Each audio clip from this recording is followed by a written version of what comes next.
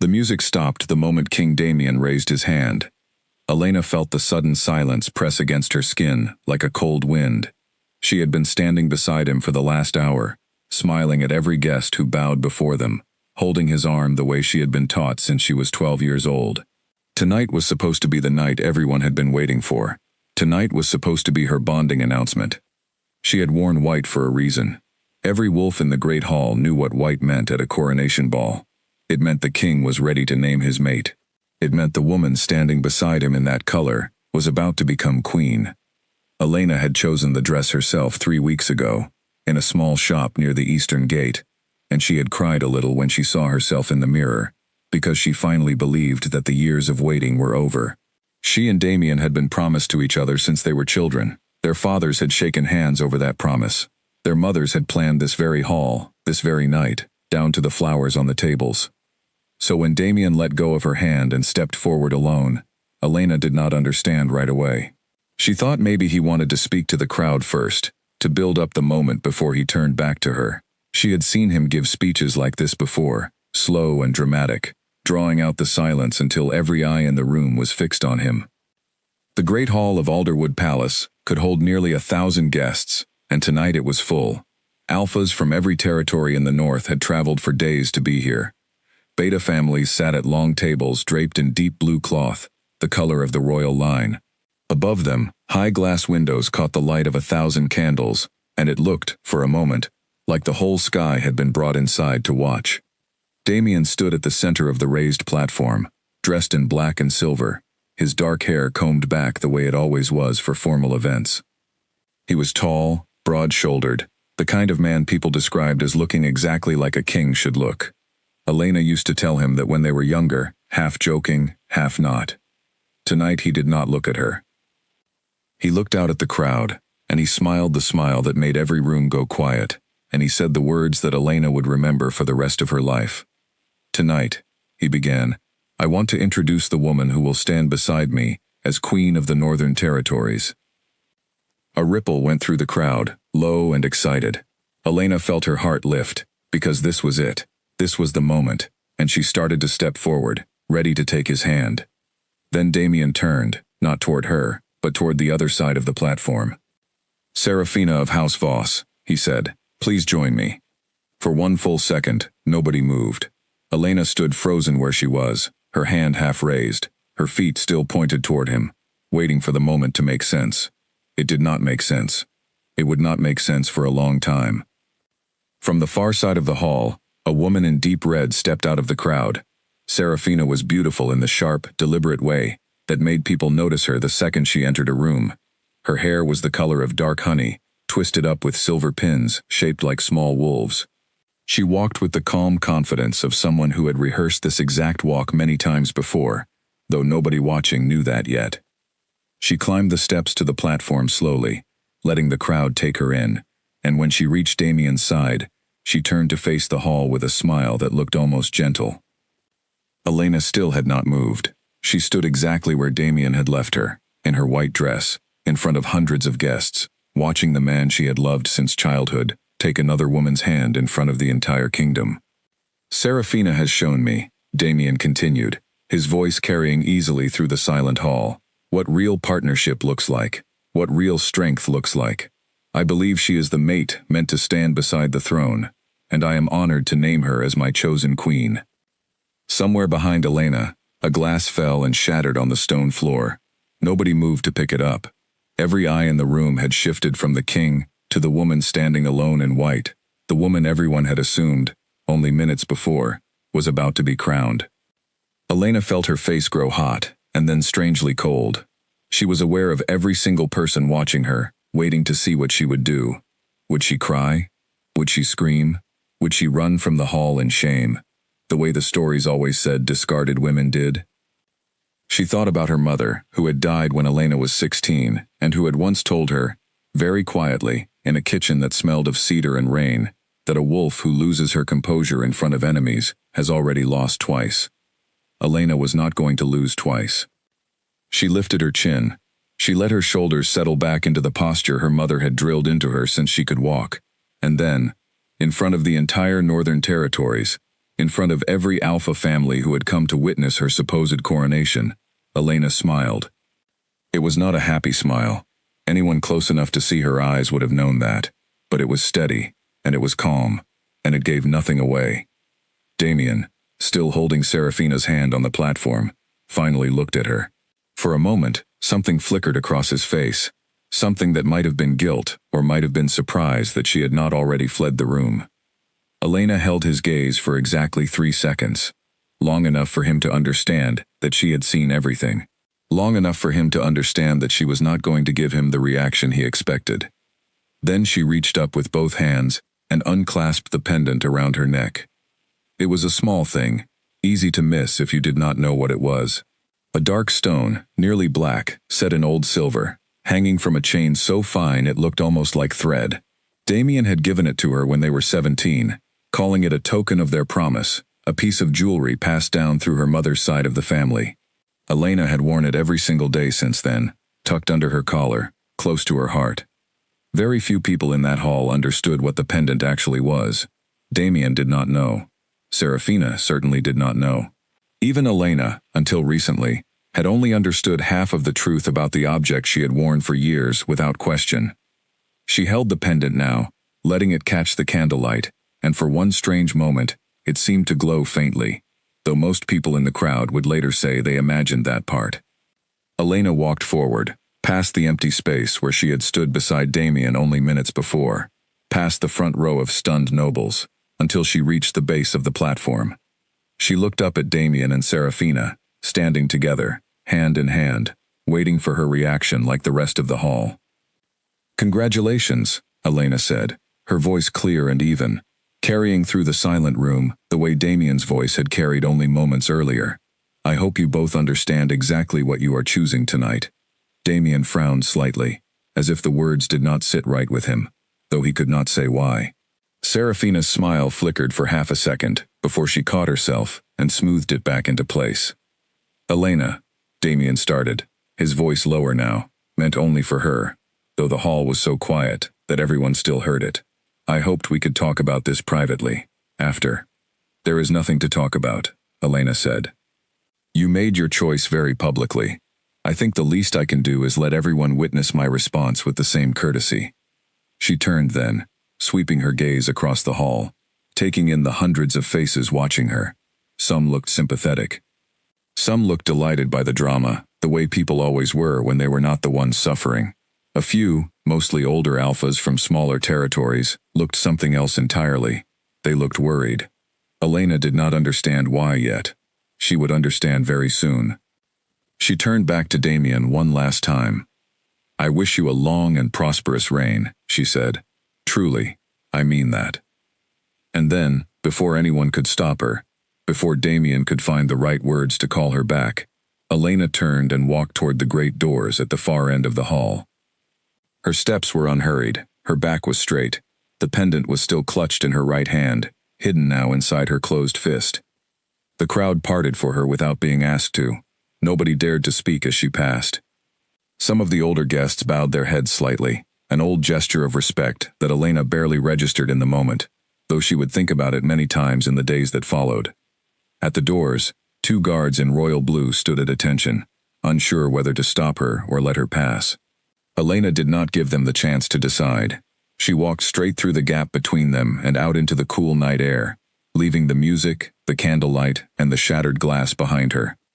Behind her, inside the great hall, the silence broke into a wave of whispers. Nobles leaned toward each other, already reshaping the story into something they could repeat over breakfast tomorrow.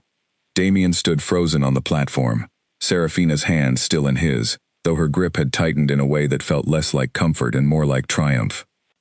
Nobody in that room, including Damien, including Serafina, including most of the guests who would spend the next few days spreading rumors across every territory in the north, understood what had actually just happened.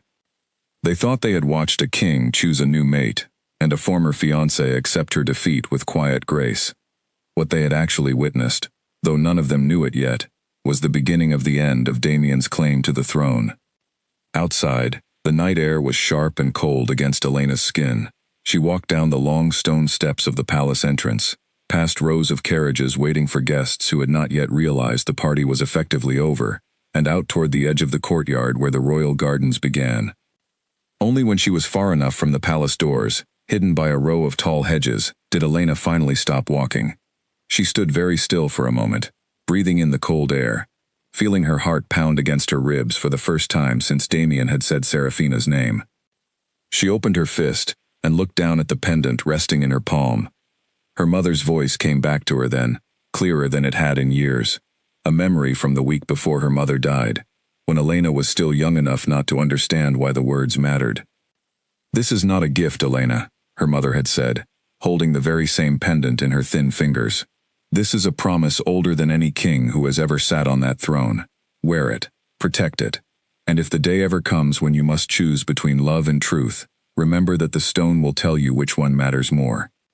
At the time, Elena had thought it was simply the kind of thing dying mothers said to comfort themselves. She had not asked what the promise meant, or which throne her mother was talking about, because Damien's family had ruled the northern territories for 3 generations, and there had never seemed to be any other throne to consider. Standing alone in the garden, with the sound of distant music still drifting from the palace behind her, Elena finally understood that her mother had not been speaking in riddles. She had been telling her the truth, plainly, and Elena simply had not been ready to hear it. She closed her fist around the pendant again and looked back toward the glowing windows of the great hall, where Damien was almost certainly still standing on the platform beside Serafina, accepting congratulations from nobles who had, only an hour ago, been prepared to bow before Elena instead. Let him have his celebration, she thought. Let him enjoy tonight. Because for the first time in her life, Elena understood exactly what she was holding in her hand, and she understood that nothing in the northern territories was going to look the same by the time she was finished. She turned away from the palace and walked into the darkness of the garden path, toward the stables, toward the road that led south, toward a home she had not visited since her mother's death nearly 6 years earlier. Behind her, the lights of Alderwood Palace burned bright and loud with celebration. Ahead of her, the road south was dark, quiet, and completely unknown. Elena had never felt more certain of anything in her life than she did in that moment, walking away from everything she had once believed was her future. Whatever came next, she would face it with the truth held tightly in her hand, and for the first time since she was a child, she did not feel like she was walking away from her life at all. She felt like she was finally walking toward it. The stables at the edge of the palace grounds were quiet at this hour, most of the stable hands still inside enjoying the celebration in their own quarters, drinking to a king's happiness they assumed was shared by everyone. Elena moved through the rows of stalls until she reached the one holding her own horse, a gray mare named Wren that her father had given her on her 18th birthday. Wren nickered softly at the sight of her, tossing her head, and Elena pressed her forehead briefly against the horse's neck, letting herself feel, for just a moment, everything she had been holding back inside the great hall. It was not tears that came.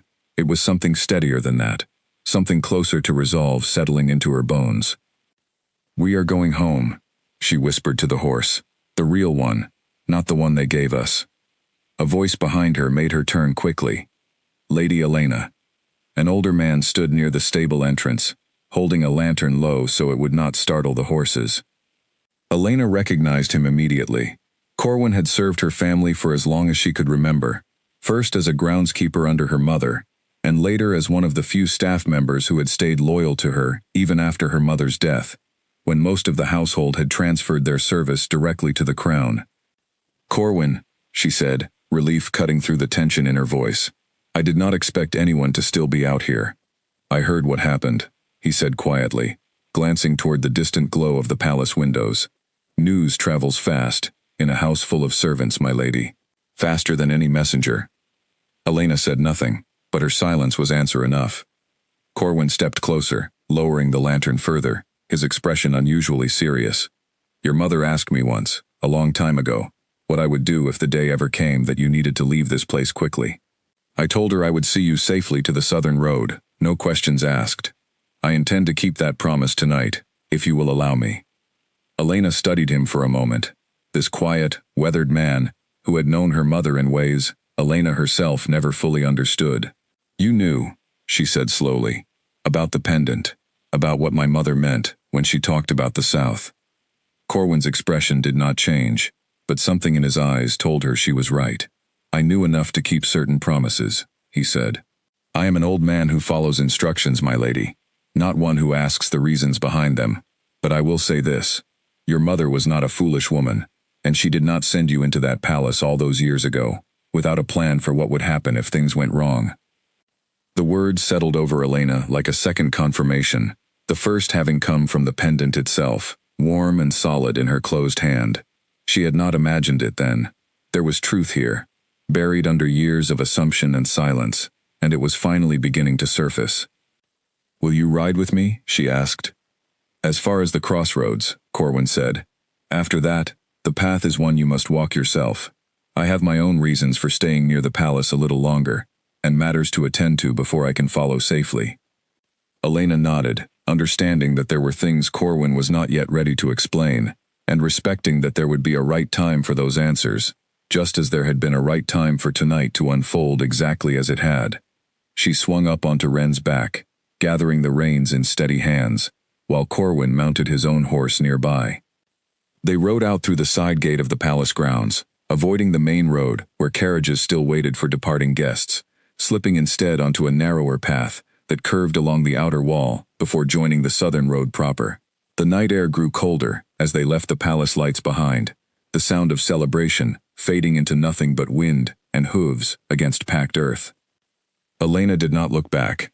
She had told herself she would not, and she kept that promise to herself even as part of her wanted to see the palace one more time, to know for certain that Damien was not standing somewhere on a balcony, watching her go, perhaps already regretting what he had done. She suspected, deep down, that he was not thinking about her at all. He was likely still on that platform, accepting the congratulations of nobles eager to align themselves with House Voss, already imagining the future he had chosen for himself. Let him imagine it, she thought. Let him build every plan on a throne that was never fully his to promise. They rode in silence for nearly an hour before Corwin finally spoke again, his voice quieter now, more thoughtful. "Your mother used to ride this same road," he said, "long before you were born, before she married your father and settled near Alderwood. She grew up somewhere south of here, in the old territories, though she rarely spoke of it once she moved north." "She never told me much about her childhood," Elena admitted. "I always assumed there was not much to tell." Corwin gave a small, knowing shake of his head. "There is always more to tell than people realize, my lady. Sometimes silence is not the absence of a story. Sometimes it is simply a story being protected until the right moment arrives to share it." Elena thought about that for a long while as they continued south, the moon rising higher above the tree line, casting pale light across the empty road ahead of them. She thought about her mother's quiet strength, about the way she had always seemed slightly apart from the rest of the northern nobility, respected but never quite understood, present at every important gathering, yet somehow always standing a little outside the center of things. She thought about the pendant, still clutched tightly in her hand, and wondered how many secrets it had been quietly holding, waiting for someone to finally need the truth badly enough to go looking for it. By the time they reached the crossroads where the southern path split away from the main road toward the smaller territories, the sky had begun to soften from black toward the deep blue that came just before dawn. Corwin reined in his horse and looked at Elena with an expression that was part concern, part something like pride.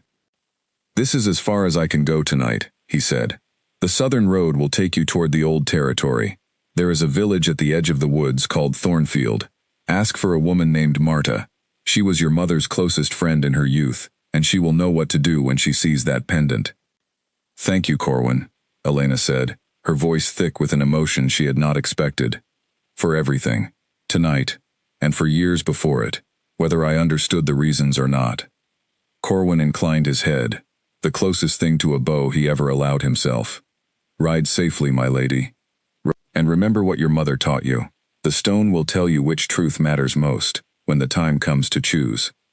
He turned his horse back toward the palace, disappearing into the darkness the way they had come, leaving Elena alone at the crossroads, as the first hints of morning light began to touch the horizon. She looked south, toward a road she had never traveled, toward a village she had never heard of until tonight, toward a truth about her own family that had been waiting patiently for her entire life to find it. Then she turned Ren's head south, and rode forward into the unknown, leaving behind everything she had once believed her life was supposed to be. The village of Thornfield appeared just as the sun broke fully over the tree line, a small cluster of stone cottages tucked between rolling hills and the edge of a dense forest that Elena did not recognize from any map she had studied growing up. Smoke curled from a few chimneys.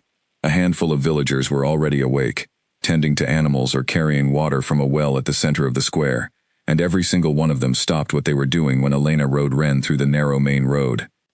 She realized quickly that she must look strange to them, still dressed in the remains of her white gown from the night before, now dusty from the long ride, her hair loosened from its careful pins.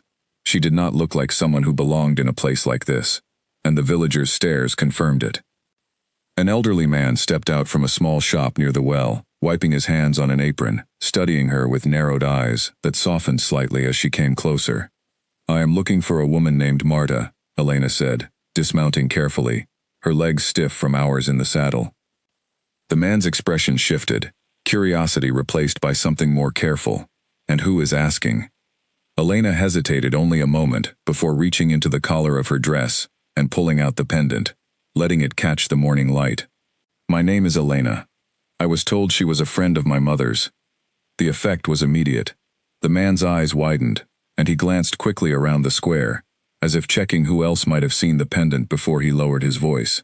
"Follow me," he said simply, and turned to lead her down a side path without waiting to see if she would comply. They walked past several cottages until they reached one set slightly apart from the others, surrounded by a low stone wall and a garden bursting with herbs Elena did not recognize. The man knocked twice on the wooden door, then stepped back. The woman who answered was older than Elena had expected, silver-haired, with sharp eyes that studied her visitor with an intensity that felt almost physical. For a long moment, nobody spoke. Then the woman's gaze dropped to the pendant still visible at Elena's collar, and her expression changed entirely. "You have her eyes," Marta said softly. "Come inside, child. We have a great deal to discuss, and very little time to waste discussing it." The cottage was warm and smelled of dried herbs and old parchment. Marta led Elena to a small table near the fireplace, gesturing for her to sit, while she poured 2 cups of tea from a kettle that had clearly been kept warm since early morning, as though Marta had somehow known a visitor was coming. "I have been expecting you," Marta admitted, settling into the chair across from Elena, "though I confess, I hoped it would be under better circumstances than whatever brought you here in that dress, looking like you have not slept in a full day." "Something happened," Elena said carefully. "Something I still do not fully understand." Marta's expression grew gentle, almost sad. "Tell me." So Elena told her everything, starting with the ball, with Damien's announcement, with the humiliation of standing alone in white, while another woman took her place at the king's side. She told Marta about Corwin, about the crossroads, about the long ride south through the darkness, and finally, she told her about the pendant, and the strange certainty that had settled over her the moment she held it in her closed fist, alone in the palace garden. Marta listened without interrupting, her weathered hands wrapped around her own teacup, her eyes never leaving Elena's face.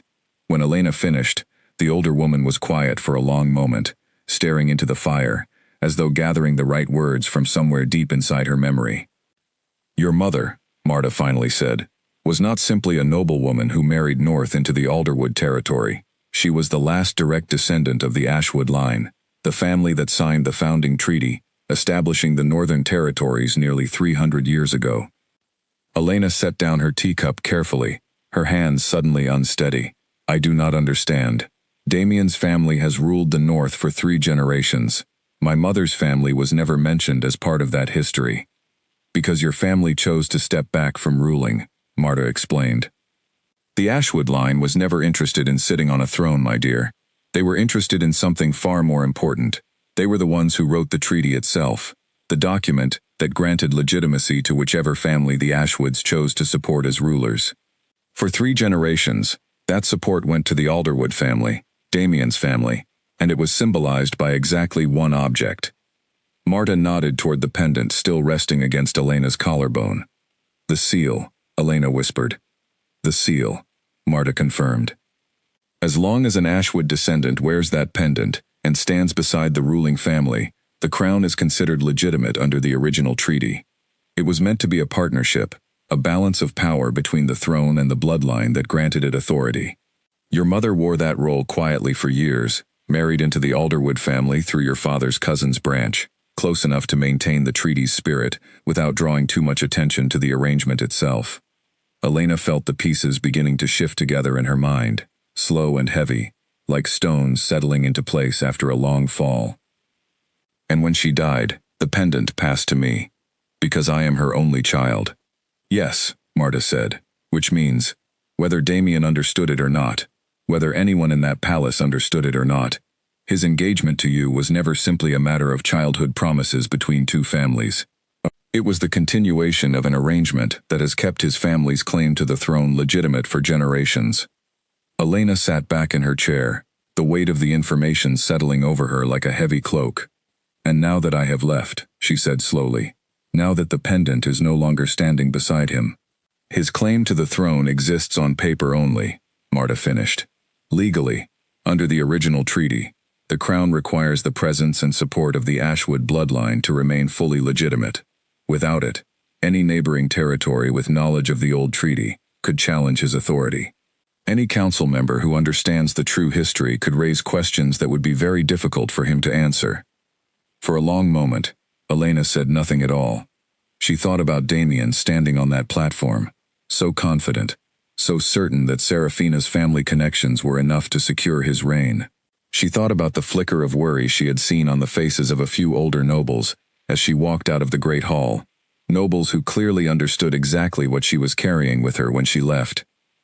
"Does Damien know any of this?" she finally asked. Marta shook her head slowly. "I doubt it." The full details of the treaty were kept quiet even within noble circles, known mostly to older families, and a handful of scholars who study the founding documents. Your mother believed it was safer that way, that the less attention drawn to the arrangement, the less likely anyone would try to exploit it for political gain. "But someone will figure it out," Elena said, "especially now." "Almost certainly," Marta agreed.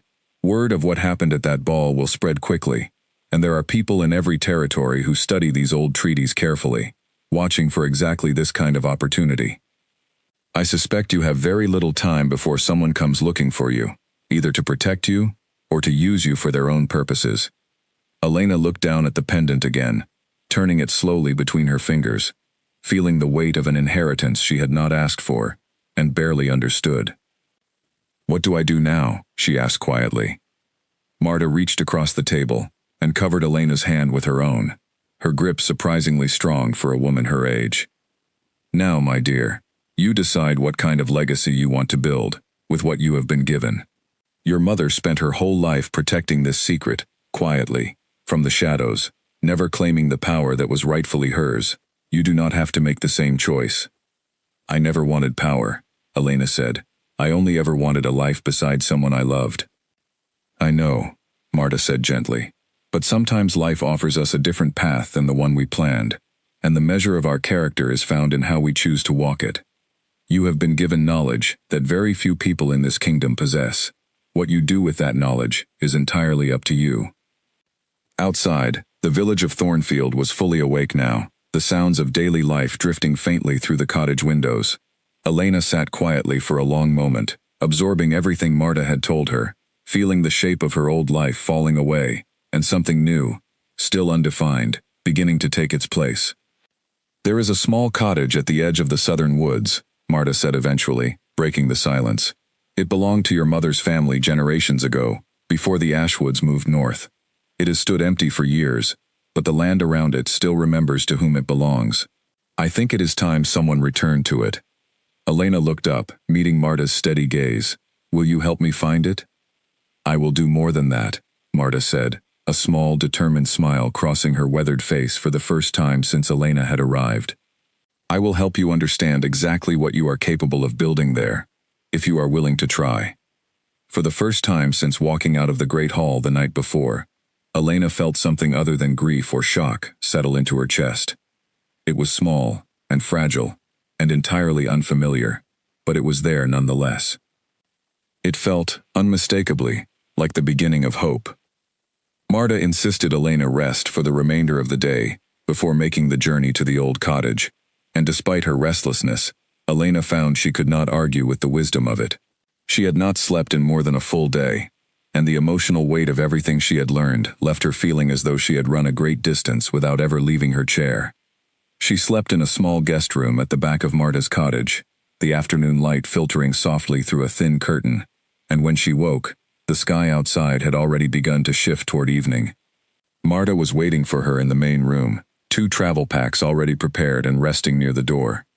"I have arranged for someone to guide us to the cottage," Marta explained, handing Elena a simple gray dress to change into, far more practical for travel than the ruined white gown she had arrived in.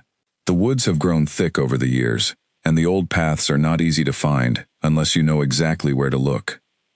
The guide turned out to be a young man named Rowan, quiet and watchful, who arrived at the cottage door just as the sun was beginning to set. He greeted Marta with familiar warmth and studied Elena with open curiosity, though he was careful not to ask questions she had not offered to answer. "You will want to move quickly through the outer woods," Rowan said, as they set out along a narrow path leading away from the village, before full dark settles in. "The deeper paths are safe enough once you know them, but the outer edges see wolves who do not answer to any pack, and they are not always welcoming to strangers." Elena nodded, falling into step behind him, with Marta walking steadily at her side despite her age. The forest around Thornfield was different from the carefully maintained woods surrounding Alderwood Palace, wilder and older, with trees that seemed to lean together overhead, blocking out most of the fading light. "How much further?" Elena asked, after nearly an hour of walking. "Not far now," Rowan answered. "The cottage sits at the edge of a clearing near an old stream. My grandfather used to speak of it when I was young, though he always claimed the land held on to old memories, waiting for the right person to return and wake it up again." Elena said nothing, but she felt a small shiver run through her at his words, some instinct she could not quite name, responding to the description of a place waiting patiently for her arrival. They emerged from the dense trees into a wide clearing, just as the last light of evening painted the sky in shades of deep orange and purple. The cottage stood at the far edge, smaller than Elena had imagined, built from pale gray stone, with a roof that had clearly been repaired many times over the years, by hands that cared enough to maintain it, even as the rest of the world seemed to have forgotten it existed. "Someone has been keeping this place alive," Elena said quietly, studying the neat stonework, the carefully tended garden beds near the entrance, still holding the shapes of herbs long overgrown, but not entirely wild. "Local families in the area have always felt a quiet responsibility toward this land," Marta explained, even without fully understanding why. "Some instincts run deeper than memory, my dear. They pass through blood and soil, long after the reasons have been forgotten by the conscious mind." Elena stepped forward slowly, crossing the clearing toward the cottage door, feeling an odd sense of familiarity settle over her, despite having never set foot in this place before in her life. She reached out and pressed her palm flat against the old wooden door, and for a brief moment, she could have sworn she felt something respond beneath her touch, a faint warmth that had nothing to do with the fading sunlight. "This is where you belong," Rowan said quietly, coming to stand beside her, "whether you feel ready for it or not." Elena turned to look back at the clearing, at the darkening tree line surrounding them, at Marta watching her with an expression of quiet expectation, and at Rowan, this stranger who had guided her here with such calm certainty. She thought about the great hall she had walked out of only a day earlier, about the life she had spent years planning around Damien's throne, and she realized, standing here in this quiet clearing at the edge of the southern woods, that her old life already felt impossibly distant. Whatever waited for her inside this cottage, whatever truth remained to be uncovered about her mother's family and the legacy she now carried, Elena understood one thing with absolute certainty as she pushed open the ancient wooden door and stepped across the threshold for the very first time. She was not simply beginning a new chapter of her life. She was returning to a story that had been waiting for her all along. The inside of the cottage smelled of dust and old wood, but beneath that, faintly, there was something else. A trace of dried lavender, as though someone had once kept bundles of it hanging from the ceiling beams, so faint now that Elena wondered if she was imagining it entirely. Rowan lit a lantern near the entrance, while Marta moved carefully through the main room, running her fingers along the edge of a wooden table that had clearly not been used in years. Dust covered every surface, but nothing appeared broken or disturbed, as though the cottage had simply been waiting, patient and undisturbed, for its rightful owner to return. "There should be a study," Marta said, half to herself, moving toward a narrow door at the back of the room. "Your mother told me once, many years ago, that the Ashwood family kept careful records here. Genealogies, copies of the original treaty, things too important to leave in a palace where anyone might stumble upon them." Elena followed her through the narrow door, into a small room lined with wooden shelves, most of them empty now, though a few still held stacks of yellowed parchment bound with faded ribbon. A heavy wooden desk sat beneath a shuttered window, and on top of it rested a single leather-bound book, untouched by the dust that coated everything else around it. "That was not there before," Rowan said quietly, standing in the doorway behind them. "I have visited this cottage many times over the years, checking on the roof, clearing the garden path when the weeds grew too thick. I have never seen that book on this desk." Elena approached slowly, an odd prickling sensation crawling across her skin as she reached out to touch the worn leather cover. The moment her fingers made contact, the same faint warmth she had felt at the front door pulsed briefly beneath her palm, and this time she was certain she had not imagined it. "It knows you," Marta said softly, watching her with an expression somewhere between wonder and quiet vindication. "The old bloodline magic recognizes its own, even after all these years." Elena opened the book carefully, the spine creaking with age, revealing pages filled with careful handwriting, diagrams of family trees, and what appeared to be a copy of a much older document, written in formal, ceremonial language. "This is the treaty," Elena breathed, scanning the opening lines. "The actual founding treaty of the Northern Territories." "A copy of it," Marta corrected gently, leaning closer to look at the pages. "The original is likely still kept somewhere in the Royal Archives at Alderwood, probably forgotten by anyone who does not know precisely what they are looking for. But this copy would have been kept by the Ashwood family specifically, so the terms could never be quietly altered or erased by whoever held the throne."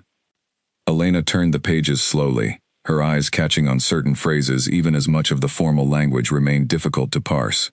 She found sections detailing the division of northern lands, following some ancient conflict Elena had only vaguely studied in her childhood lessons. She found lists of signatures, faded but still legible, including one that made her breath catch. "Ashwood," she whispered, tracing the elegant signature at the bottom of the treaty's final page. "My family truly did sign this." "Keep reading," Marta urged. "There is a section further in that explains the terms of legitimacy. Your mother made certain I understood those pages well, in case a day ever came when I needed to explain them to someone else." Elena turned several more pages, until she found the section Marta meant, written in slightly different handwriting, as though added sometime after the original treaty had been drafted. She read slowly, mouthing some of the more formal phrases under her breath, until the meaning settled clearly into her mind. "The ruling family's authority remains bound to the presence and blessing of the Ashwood line," Elena read aloud. "Represented by the sacred seal, passed through direct descent. Should the seal and its bearer withdraw support from the throne, the ruling family's claim reverts to provisional status, subject to challenge by any territory recognizing the original treaty's authority." She looked up at Marta, her hands trembling slightly around the edges of the old book. "This is exactly what you told me this morning. Written down, official." "Yes," Marta said. "And I imagine there are people within Damien's own council who know these words far better than he does himself. Advisors, perhaps, or scholars who study old law. It would explain the worried faces you noticed among certain guests as you left the ball." Elena closed the book slowly, holding it against her chest, feeling the weight of it settle into her arms in a way that felt entirely different from simple paper and leather. This was not just history. This was power, quiet and enormous, that she had been carrying, without understanding, for her entire life. "What happens now," she asked, "if word of this spreads? If other territories learn that Damien's claim is no longer supported?" Marta's expression grew serious. "That depends entirely on what you choose to do with the knowledge, and how quickly certain parties act once they understand the situation. Some territories may simply wait to see how things unfold. Others, more ambitious ones, may see an opportunity to challenge Damien's authority directly, using the treaty as justification." "And Damien himself?" Elena asked quietly. What happens to him? That too depends on choices not yet made, Marta said. By him. And by you. Rowan, who had remained quiet through most of this exchange, finally spoke from the doorway. There is something else you should know, my lady, if you intend to understand the full picture of what happened last night. Elena turned to look at him, surprised by the sudden shift in his tone. What do you mean? Rowan hesitated for a moment before continuing. My cousin works within the palace kitchens. She sent word early this morning, before I came to guide you here, that the woman Damien, named as his chosen mate, did not arrive at this position by chance. Elena felt her stomach tighten. What are you saying? Serafina of House Voss has been visiting Alderwood Palace regularly, for the better part of a year, Rowan said carefully. Long before last night's announcement, my cousin says there were rumors among the staff, whispers about letters exchanged, about private meetings between Serafina and certain members of Damien's council, all of it kept quiet from anyone outside their small circle. Marta's expression darkened. You believe this was planned? I believe, Rowan said slowly, that whatever happened at that ball did not happen by accident, and that Lady Elena deserves to know the full truth before she decides what to do next. Elena sat down slowly at the old wooden desk, the leather-bound book still clutched against her chest, her mind racing through the events of the previous night with new and uncomfortable clarity. She thought about the confidence with which Serafina had climbed the platform steps, the practiced smile, the way she had allowed the crowd to take her in without a hint of nervousness. She thought about Damien's words, so carefully chosen, so clearly rehearsed, what real partnership looks like. What real strength looks like. Those were not the words of a man who had suddenly fallen in love and decided to break a lifelong promise on impulse. Those were the words of a man who had been convinced, slowly and deliberately, over many months, that a different future was the right one to choose. Someone has been working against me for a long time, Elena said quietly, more to herself than to either of the others in the room. Long before I ever suspected anything was wrong. It would appear so, Marta agreed gently. Elena looked down at the treaty resting against her chest, at the weight of history and legitimacy she now understood she carried, and felt something shift inside her that had nothing to do with grief or heartbreak. It was colder than that, and far more clear-headed. If someone had spent months quietly working to remove her from Damien's side, believing her nothing more than a convenient political arrangement to be discarded once a better option presented itself, then whoever had orchestrated last night's humiliation had made a very serious miscalculation. They had assumed Elena was simply a fiancée whose feelings did not matter beyond the optics of a public engagement. They had no idea what she actually was, or what she now understood herself to be capable of building, here in this quiet cottage at the edge of the southern woods, surrounded by a legacy that stretched back 300 years. I need to understand everything, Elena said, looking up at Marta with new determination in her eyes. Every detail of this treaty, every right it grants me, every responsibility that comes with it. If someone believed they could remove me quietly and face no consequences, I intend to make certain they understand exactly how wrong that assumption truly was. Marta studied her for a long moment, something like pride flickering across her weathered features. Your mother would be very proud to hear you say that. Then help me honor her, Elena said. Teach me what she never had the chance to teach me herself. Outside the small shuttered window, the last light of evening had fully faded into night, and somewhere beyond the dark tree line surrounding the clearing, the wider northern territories continued about their business, entirely unaware that the woman they believed had walked away in quiet defeat was, in fact, only just beginning to understand the true scope of what she carried.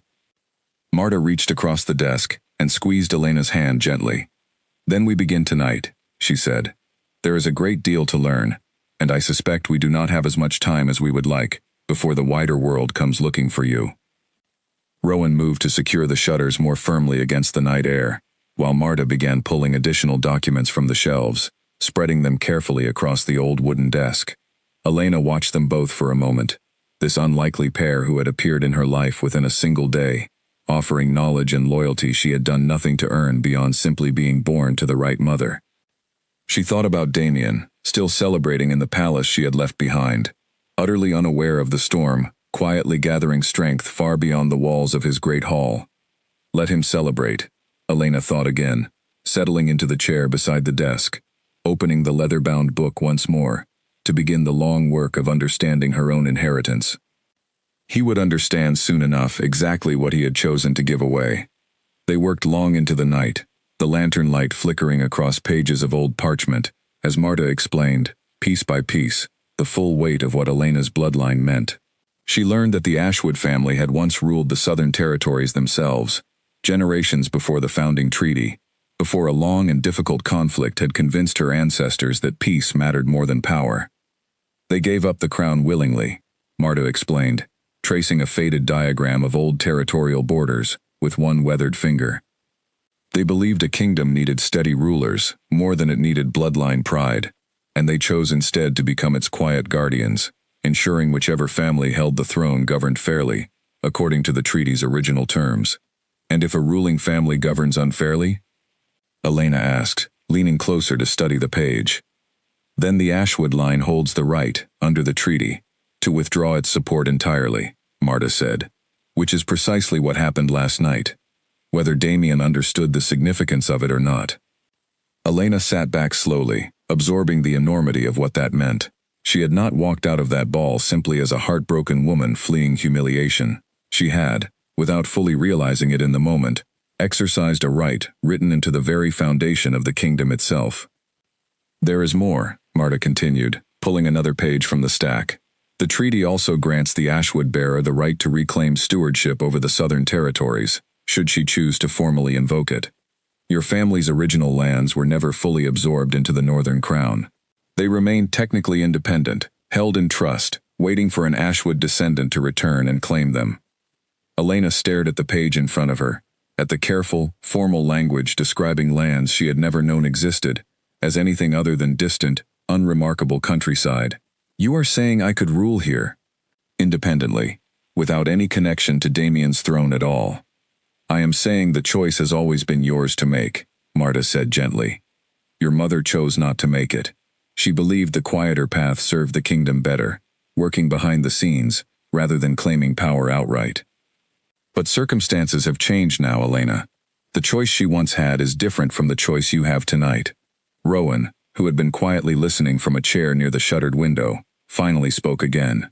The Southern Territories have not had a true steward in generations. Villages like Thornfield have managed well enough on their own, but there is no shortage of families who would welcome fair, direct leadership rather than the distant, indifferent oversight sent occasionally from Alderwood.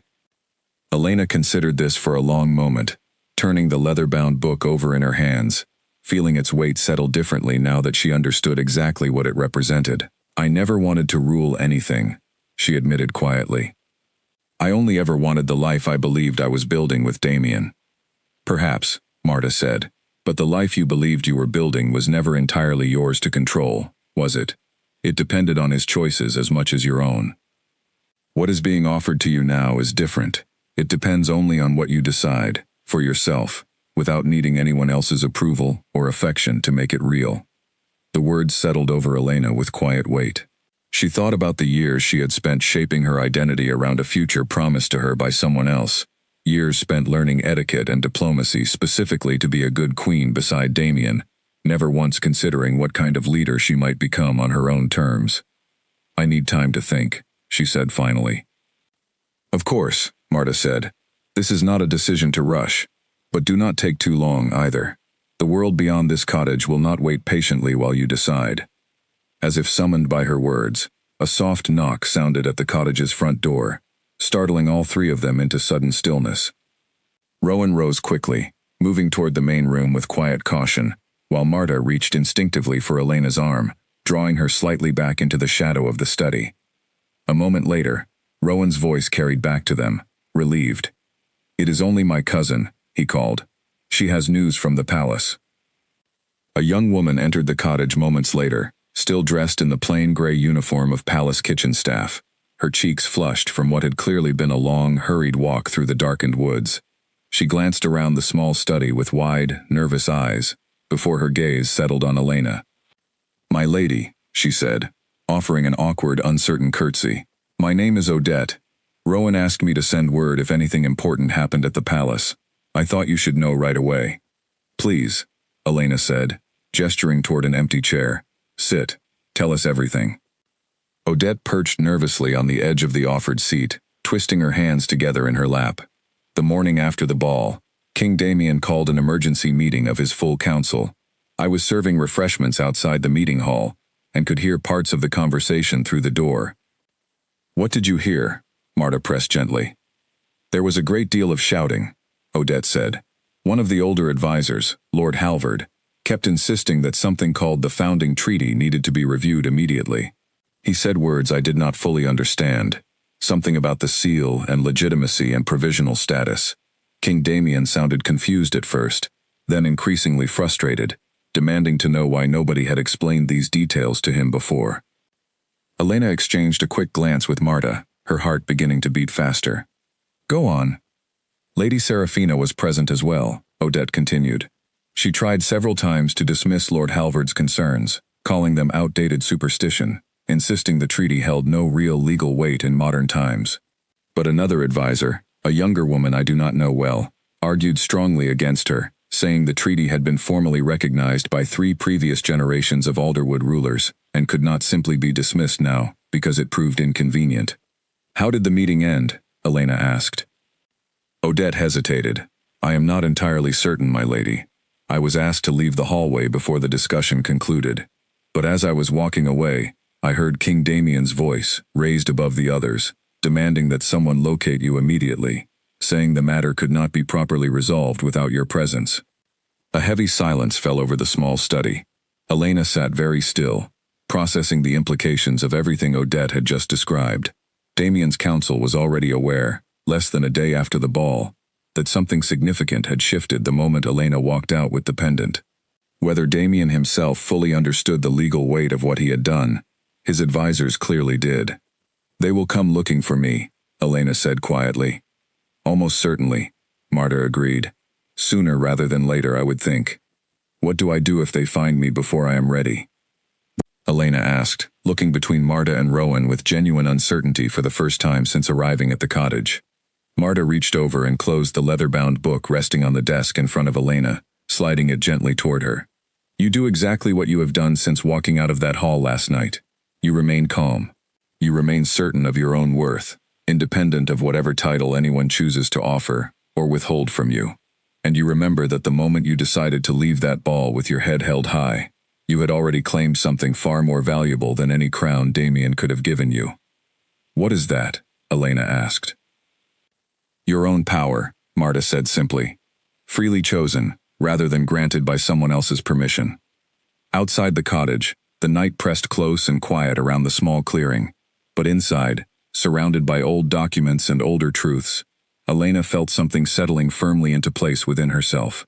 Whatever came next, whoever arrived searching for her in the days ahead, she would face it as someone who finally understood exactly what she carried, and exactly what she was capable of building with it. Odette rose to leave shortly after, promising to send further word if anything else developed at the palace, and Rowan walked her partway back toward the village to ensure her safe return through the darkened woods. Marta remained behind with Elena, the two of them continuing their quiet study of the treaty late into the night, until exhaustion finally forced them both to rest. But even as Elena finally allowed herself to sleep, curled beneath a worn blanket in the small bedroom at the back of the cottage, her mind continued turning over everything she had learned. Somewhere beyond the southern woods, in a palace glowing with the last remnants of celebration, a king was beginning to understand the true cost of the choice he had made so publicly, so carelessly, in front of an entire kingdom. And somewhere else entirely, a woman in deep red silk was likely already scrambling to protect the future she had worked so carefully to build, unaware that the woman she had helped push aside was no longer the quiet, unassuming fiancé she had once dismissed as easy to remove. Elena drifted into sleep with the leather-bound book resting on the small table beside her bed, the old pendant still warm against her collarbone, and for the first time since walking out of the great hall, she slept without a single dream of the life she had left behind. She dreamed, instead of southern hills bathed in morning light, of villages welcoming a steward they had waited generations to meet, and of a future entirely her own to shape. Serafina Voss had learned a long time ago that patience was worth more than beauty, though she had never lacked for either. She stood now on the private balcony attached to her newly assigned chambers within Alderwood Palace, looking out over the gardens where, only 2 nights earlier, Elena had disappeared into the darkness with nothing but a horse and a piece of jewelry nobody in the palace had bothered to understand until it was too late. The morning after the ball had not gone the way Serafina expected. She had imagined waking to celebration, to congratulations, to the beginning of a new life as the future queen of the Northern Territories. Instead, she had woken to an emergency council meeting, to old advisors muttering about treaties she had never heard of, and to Damien, pacing his study late into the night, demanding answers nobody seemed able to give him. It was not supposed to unfold this way. Serafina thought back, as she often did in moments of frustration, to the beginning of her plan, nearly a year earlier, when House Voss had first sent her north with careful instructions from her father. The Voss family held significant trading influence throughout the Eastern Territories, but influence without a direct connection to the throne itself had always felt, to her father, like wealth without true power. Marriage, her father had told her plainly, sitting across from her in his study back home, is simply the fastest path to influence a man, cannot easily take away once it is granted. Damien is engaged to a woman with no real family power behind her. That is not loyalty holding that engagement together. That is simply the absence of a better option. Serafina had understood immediately what her father meant, and she had accepted the assignment without hesitation.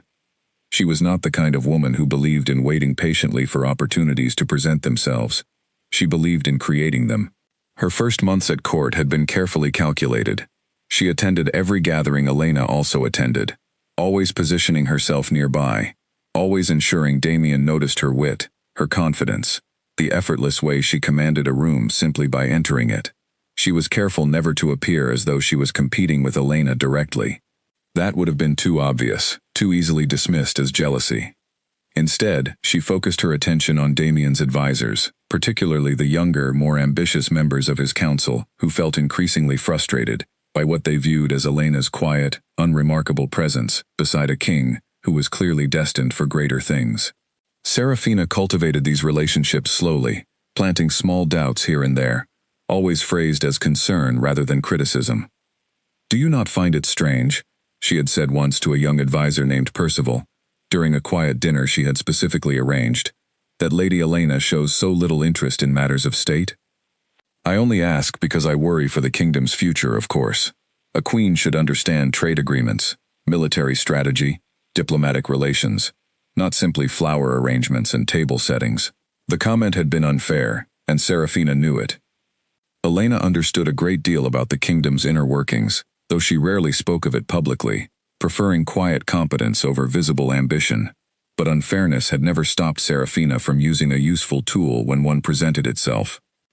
Percival had repeated the sentiment to others, as she knew he would, and slowly, over months, a narrative began to take shape among certain members of the council.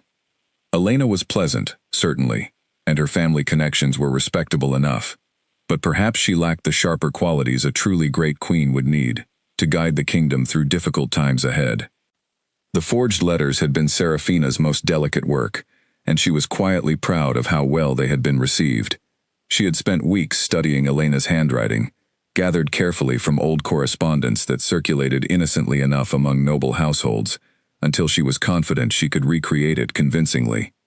The letters she eventually produced, 3 of them in total, suggested that Elena harbored doubts about her own feelings for Damien, that she felt trapped by a childhood promise she no longer wished to honor, that she had considered, more than once, ending the engagement herself, but lacked the courage to do so directly. Serafina had ensured these letters found their way discreetly into the hands of exactly the advisors most likely to bring them to Damien's attention, framed carefully as concerned observations rather than obvious sabotage. Damien, to his credit, had initially dismissed the letters as forgeries or misunderstandings. He knew Elena, he insisted, and the sentiments described did not match the woman he had grown up alongside. But doubt, once planted carefully enough, rarely required much additional tending to grow on its own. Serafina simply needed to be patient, to continue positioning herself as an alternative worth considering, and to let time and repeated exposure to doubt do the rest of the work for her.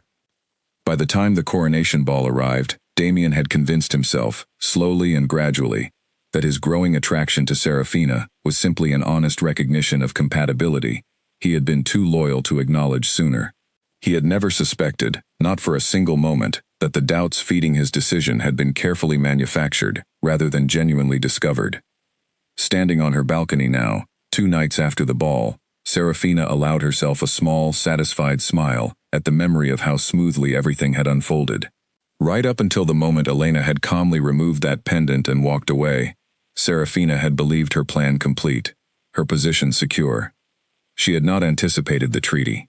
She had not anticipated the sudden, urgent concern spreading through Damien's council. And she certainly had not anticipated the way Damien himself had begun looking at her over the past 2 days, his expression shifting from adoration to something more cautious, more calculating. A knock at her chamber door interrupted her thoughts. She turned to find Percival standing in the doorway, his expression troubled in a way that immediately put her on guard. "Lady Serafina," he said carefully, "I wish to speak with you privately, before the next council session." "Of course," she said, gesturing him inside, keeping her voice light despite the sudden tension coiling in her stomach. "What troubles you?" Percival hesitated before speaking, glancing back toward the door, as though checking they were truly alone. "Lord Halvard has requested access to the Royal Archives. He wishes to examine the original founding treaty directly, to confirm the exact terms regarding the Ashwood bloodline and its connection to the throne's legitimacy." Serafina kept her expression carefully neutral, though her mind raced quickly through the implications. "And you believe this will confirm concerns already raised about Elena's departure?" "I believe," Percival said slowly, "that Lord Halvard is not a man who raises alarms without strong reason to do so. He has served 3 generations of the Alderwood family. If he says the treaty poses a genuine legal problem, I am inclined to trust his judgment over my own uncertainty." Serafina moved to the window, looking out again over the palace gardens, buying herself a moment to think before responding. "What exactly are you suggesting, Percival?" "I am suggesting," he said carefully, "that perhaps the situation requires more caution than we initially believed. If Lady Elena truly holds a legitimate claim, capable of undermining King Damien's authority, dismissing her departure as simple heartbreak may prove to be a serious miscalculation." The words landed heavier than Serafina wanted to admit, even to herself. She had spent nearly a year carefully engineering Elena's removal from Damien's side, confident that whatever advantage Elena held would simply be a matter of sentiment, easily overcome by Serafina's family connections and political usefulness. She had not accounted for the possibility that Elena's true value to the throne had nothing to do with sentiment at all. "What does Damien say about all this?" she asked. Percival's expression grew even more careful. "He has asked that the palace guard begin quietly searching for Lady Elena's whereabouts. He wishes to speak with her directly, to understand the full situation, before any further decisions are made regarding the succession or the coronation ceremony itself." Serafina felt something cold settle in her chest at those words. A search for Elena. A pause on the coronation. These were not the actions of a king secure in his new choice of queen.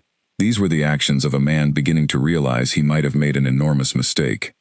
"Thank you for informing me, Percival," she said finally, keeping her voice steady and composed, despite the growing unease inside her. "I will speak with Damien myself this evening." After Percival left, Serafina remained standing at her window for a long while, watching the gardens below, thinking through her options with the same careful, calculating patience that had guided every step of her plan up to this point. She had come too far to allow a simple legal technicality to unravel everything she had worked toward. If Elena's bloodline truly held the power everyone now seemed to fear, then perhaps the solution was not to fight against that power, but to find a way to bring it under her own control instead. Elena, wherever she had fled to, could not hide forever, and when she was finally found, Serafina intended to make certain she was present for that reunion, ready to shape the narrative however necessary, to ensure her own position remained secure. She turned away from the window, already composing the conversation she intended to have with Damien that evening, already calculating exactly which words would remind him why he had chosen her in the first place, regardless of whatever complications an old, half-forgotten treaty threatened to introduce. "Patience," she reminded herself once again, smoothing the front of her deep red gown as she prepared to leave her chambers. "Patience. and the willingness to adapt her plans whenever circumstances demanded it, had brought her this far already. She was not going to let anything, not an old piece of parchment, not a nervous counsel, and certainly not Elena Ashwood, take away everything she had worked so carefully to build. She found Damien later that evening in his private study, surrounded by stacks of old documents that servants had retrieved from the royal archives at his request. He looked up as she entered, and Serafina noticed immediately the tired shadows beneath his eyes, the tension in his shoulders that had not been there 2 nights earlier when he had stood so confidently on the platform, naming her as his chosen queen. "You have been buried in these papers all day," she said gently, closing the study door behind her, and moving to stand beside his desk. "You should rest, Damien. Whatever this treaty says, surely it can wait until morning."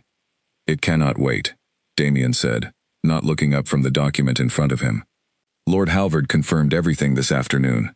The treaty is authentic. The terms regarding the Ashwood bloodline are exactly as concerning as he feared." Serafina kept her expression sympathetic, though inwardly, she felt her carefully constructed calm beginning to fray at the edges. "What does that mean, practically speaking? Surely a document written 300 years ago cannot simply overturn everything your family has built since then." Damien finally looked up at her, and something in his gaze made her uneasy, a sharpness she had not seen directed at her before. "It means that without Elena present, without her formal recognition of my reign, any territory that chooses to honor the original treaty could legally challenge my claim to this throne. It means the coronation ceremony we planned may need to be postponed indefinitely until this matter is resolved."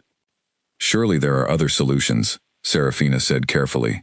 "Legal scholars who might argue the treaty holds no binding power in modern times. Alliances that could be strengthened to discourage any territory from raising a challenge in the first place." "Perhaps," Damien said, rubbing a hand across his tired eyes. "But none of those solutions address the deeper problem, Serafina. I made a promise to Elena when we were children, reinforced by my own family for years afterward. I broke that promise publicly, in front of hundreds of witnesses, without understanding what I was truly giving up in the process." Serafina felt the conversation shifting in a direction she did not like at all. "You are not suggesting we reconsider our announcement?" Damien was quiet for a long moment before answering. "I am suggesting that I acted hastily, without understanding the full consequences of my decision.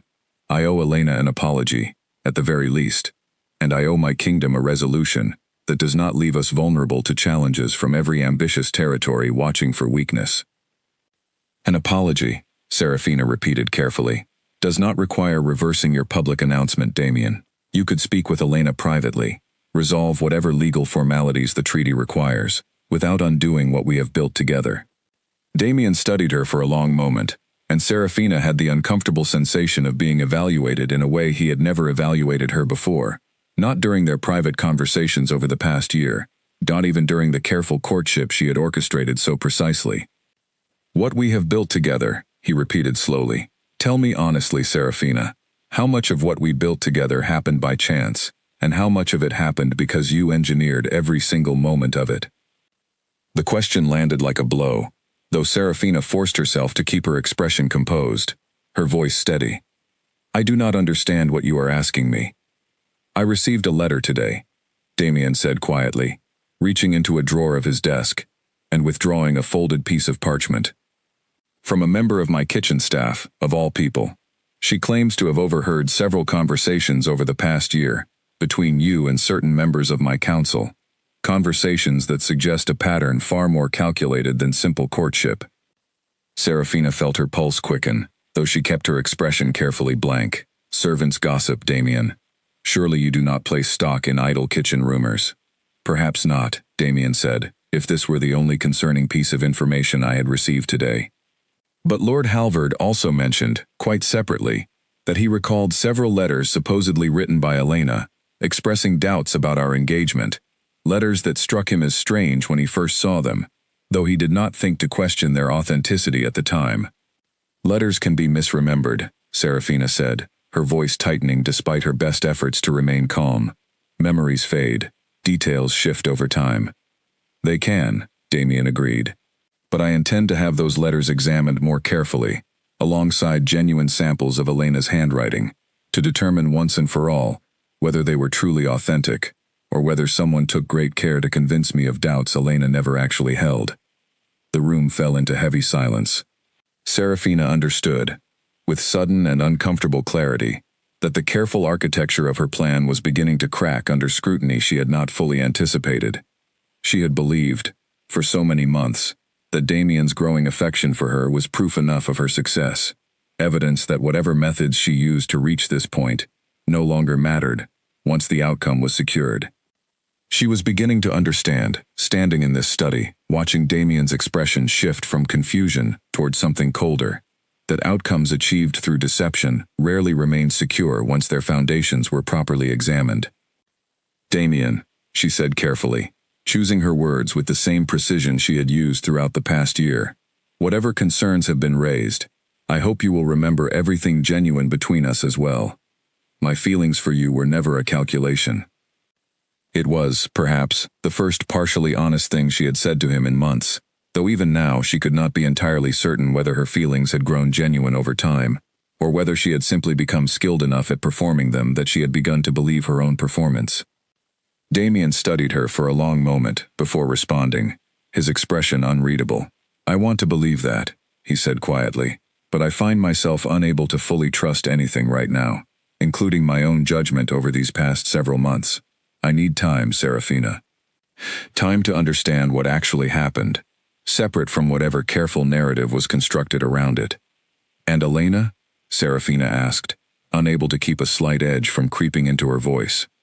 "I need to find her," Damien said simply. "And I need to hear the truth directly from her, without anyone else's interpretation standing between us." Serafina left the study a short while later, her composure intact on the surface, though inwardly, her mind raced through the rapidly narrowing options available to her. The careful plan she had built over the course of an entire year was beginning to unravel far faster than she had anticipated, threatened not by Elena's direct opposition, but by the simple, inconvenient truth beginning to surface on its own. She would need to act quickly now, before Lord Halvard's investigation into those letters concluded, before Damien's search for Elena succeeded, before the fragile position she had worked so hard to secure collapsed entirely beneath her. Whatever came next, Serafina understood clearly that patience alone would no longer be enough to save her. She would need to be far more decisive than she had ever been before, and she would need to move faster than anyone in that palace currently expected her to move. 3 days after arriving at the cottage in the southern woods, Elena woke before dawn to the sound of Marta already moving about in the main room, the smell of fresh tea drifting through the thin walls, separating the small bedroom from the rest of the house. She had spent every waking hour since her arrival studying the old treaty, memorizing its terms, learning the history of her mother's family, with a hunger she had not expected to feel.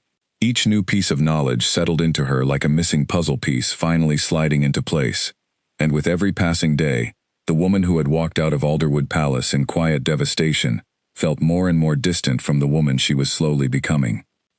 She dressed quickly and joined Marta in the main room, accepting a cup of tea gratefully as she settled into the chair across from her. "You slept later than usual," Marta observed, studying her with a knowing look. "Good. You needed the rest." "I keep dreaming about the treaty," Elena admitted, "about the southern lands.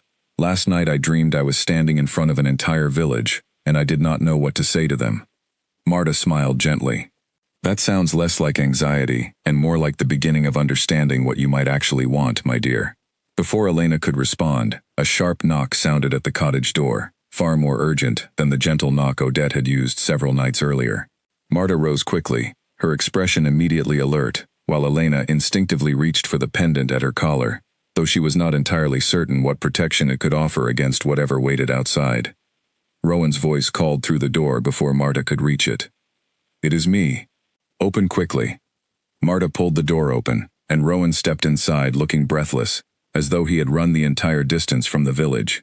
"Riders," he said without preamble. "Royal guards, wearing Alderwood colors, asking questions in Thornfield about a woman matching your description, my lady." Elena's heart began to pound. "How many?"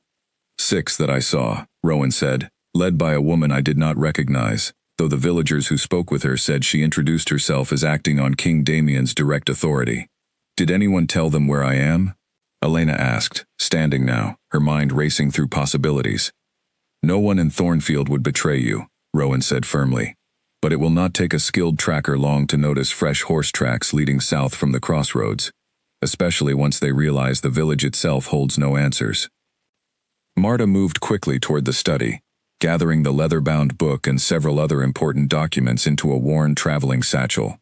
We cannot risk them finding this here, she said, her voice tight with urgency. Not until Elena has decided how she wishes to use what it contains. What do we do? Elena asked, watching Marta work with practiced efficiency, clearly not the first time she had prepared for a sudden departure. There is a hidden path through the eastern edge of the woods, Rowan said, leading toward the old shrine ruins near Hollow Creek. It is not well known, even among locals. We can wait there until we understand exactly who these riders are working for, and whether their intentions are as dangerous as they might appear. Elena hesitated only a moment before nodding, trusting the judgment of two people who had shown her nothing but loyalty since the night she arrived in Thornfield. They moved quickly, gathering only essential supplies, and within minutes were slipping out through the back of the cottage into the pale gray light of early dawn. The path Rowan led them along was narrow and overgrown, winding deeper into the forest, away from the clearing where the cottage stood. Elena found herself grateful for the physical exertion, the need to focus entirely on her footing and the branches overhead, rather than the anxious thoughts racing through her mind about who exactly waited in Thornfield, searching for her. They had been walking for nearly an hour when they finally reached the shrine ruins, a small circle of weathered stone pillars surrounding what had once been some kind of altar, now covered in moss and fallen leaves. The location felt ancient in a way that made Elena's skin prickle, though she could not have explained exactly why. We should be safe here for now, Rowan said, glancing back the way they had come to confirm they had not been followed. This place is easy to miss, unless you already know it exists. They settled in to wait, Marta pulling out a portion of bread and dried fruit from her satchel, insisting Elena eat despite her lack of appetite. The morning stretched on slowly, tension building steadily, as they listened for any sound of pursuit through the dense trees surrounding them. It was nearly midday when they finally heard voices approaching, careful and quiet, clearly attempting to move without drawing attention. Rowan tensed immediately, positioning himself between Elena and the sound, while Marta reached for a small blade hidden within her satchel, her expression grim. "Stay behind me," Rowan whispered. The voices grew closer, and moments later, a figure emerged from the tree line into the small clearing surrounding the shrine ruins. Elena's breath caught in her throat as she recognized him immediately. It was Corwin. Relief flooded through her, quickly followed by confusion, as she realized he was not alone. Behind him walked a young woman in Royal Guard uniform, though she carried no weapon drawn, her posture unmistakably cautious rather than threatening. "Lady Elena," Corwin said, his voice carrying clearly across the small clearing. "I apologize for the alarm. This is Captain Ines, sent by King Damien to find you, though not, I promise you, with any intention of causing harm." Elena studied the young captain carefully, noting the genuine unease in her expression, the way she kept her hands visibly empty and non-threatening. "Why should I believe that?" Elena asked. Captain Ines stepped forward slowly, stopping a respectful distance away. "My lady, King Damien sent me specifically because he trusts my judgment above the other guards available to him.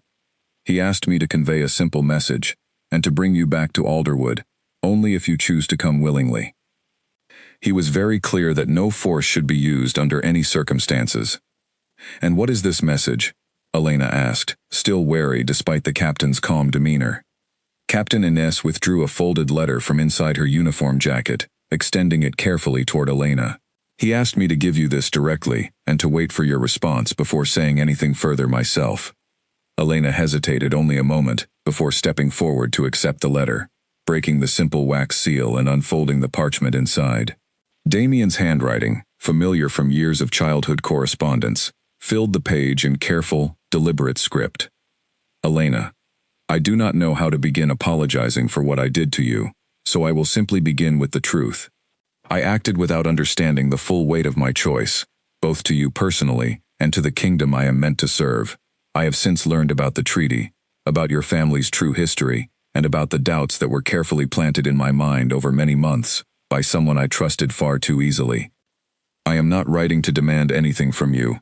I understand if you never wish to see me again, and I understand if you choose to use the power you now hold to challenge everything I have built. I would deserve that outcome, given how carelessly I treated you. I am writing simply to ask for the chance to speak with you directly, to apologize properly, and to understand what path forward you believe would be right, both for yourself and for the kingdom we both grew up believing we would serve together. Captain Ines has my full trust. Whatever you decide, I will respect it. Damien. Elena read the letter twice, her emotions tangled between old affection and newer, harder clarity about everything that had happened. She looked up at Corwin, who watched her with quiet patience, and then at Captain Ines, still waiting several steps away. He knows about the letters, Elena said quietly, more to herself than to anyone else, about Serafina's manipulation. He does, Corwin confirmed. Lord Halvard's investigation moved quickly, once he began examining the handwriting samples properly. The evidence against Lady Serafina is becoming difficult to dispute. Marta, who had remained quiet throughout the exchange, finally spoke. This does not change what the treaty allows you to claim, Elena. Whatever Damien says now, however genuine his regret, the choice of how to proceed remains entirely yours. Elena folded the letter carefully, holding it alongside the pendant against her chest, feeling the weight of two very different kinds of inheritance settling together inside her. I know, she said quietly, but I think I need to hear what he has to say, directly, before I decide anything further. She looked toward Captain Ines. Tell King Damien I will meet with him, but on my terms, in a location of my choosing, and with Marta and Rowan present as witnesses to whatever is discussed. Captain Ines nodded immediately. I will convey that message exactly as you have given it, my lady. As the captain and Corwin turned to begin their journey back toward the main road, Elena remained standing near the old shrine ruins for a long moment, looking down at Damien's letter still clutched in her hand, feeling the strange, complicated mixture of vindication and lingering hurt settling deep within her chest. Whatever happened next, she understood clearly now that she would face it not as the woman who had been publicly discarded 3 nights earlier, but as someone entirely different, someone who finally understood her own worth, independent of any crown, any title, or any man's approval. She turned to find Marta watching her with quiet pride, and Rowan standing nearby with an expression of cautious hope. Well, Elena said, managing a small, tired smile despite everything. It seems the world has found us rather sooner than expected. Then we had better make certain, Marta replied, that when it finds you exactly as ready as you deserve to be. They returned to the cottage cautiously, taking a longer route through the woods, to ensure they had not been followed by anyone other than Corwin and Captain Ines. Once safely back inside, Elena spent the remainder of the afternoon deciding exactly how and where she wished to meet with Damien. Not the palace, she said firmly, pacing slowly across the small main room, while Marta watched from her chair near the fireplace. I will not walk back into that great hall as though nothing happened, only to be surrounded by his council and Serafina's allies. A wise instinct, Marta agreed. Where then? Elena considered the question carefully. Thornfield itself, perhaps. Neutral ground, familiar to me now, unfamiliar to him. Somewhere public enough that nothing improper could be suggested about the meeting, but private enough that we could speak honestly. Rowan, who had been quietly repairing a section of fence outside the cottage window, called through the open door. The village hall would serve well enough. It sits at the center of Thornfield, large enough for a proper conversation, small enough that unwanted guests would be easy to notice. That will do, Elena decided. She sent word back with Corwin the following morning, specifying the location, and requesting that Damien arrive with no more than 2 guards, understanding that a king could not reasonably travel entirely alone, but unwilling to allow the meeting to become a show of royal force. Corwin returned again by evening with Damien's agreement, along with a request that the meeting take place 2 days later, allowing enough time for him to travel south without drawing excessive attention from the wider court. The 2 days that followed passed slowly for Elena, filled with quiet preparation that had little to do with clothing or appearance, and everything to do with steadying her own resolve. Marta helped her rehearse difficult questions, anticipating arguments Damien might raise, helping Elena understand precisely which points of the treaty she needed to communicate clearly, and which decisions she still needed to make for herself before the conversation even began. "You do not owe him forgiveness," Marta reminded her more than once during those quiet days. "Whatever explanation he offers, whatever apology he makes, the decision of how to respond belongs entirely to you." "I know," Elena said, each time, though she was not entirely certain, deep down, exactly how she would feel once she stood in front of Damien again. The morning of the meeting arrived clear and bright, the kind of crisp autumn day that made the southern woods glow gold and amber under the early sunlight. Elena dressed simply, choosing a deep green traveling dress Marta had found for her among old belongings stored at the cottage, practical rather than ceremonial, a deliberate choice meant to communicate that she had not returned to play the role of a noblewoman awaiting judgment. They walked to Thornfield together, Rowan leading the way, as he had that first evening, though the path felt entirely different now, familiar rather than uncertain. The village hall stood at the center of the small square, a simple stone building used for gatherings and local council meetings, its interior plain but well maintained. Damien arrived shortly after midday, exactly as agreed, accompanied by only 2 guards who remained stationed respectfully outside the hall entrance. Elena watched through a narrow window as he dismounted his horse, and despite everything, felt her chest tighten at the familiar sight of him, dressed simply for travel rather than in the formal finery she remembered from the ball. He entered the hall slowly, removing his riding gloves, his eyes finding hers immediately across the room. For a long moment, neither of them spoke, the weight of everything unsaid between them filling the quiet space. "Elena," he finally said, his voice quieter than she remembered, none of the confident authority he had carried on that platform 3 nights earlier. "Damien," she replied evenly, gesturing toward a simple wooden table Rowan had arranged near the center of the room, with 3 chairs positioned around it, leaving Marta and Rowan standing nearby, as the witnesses Elena had requested.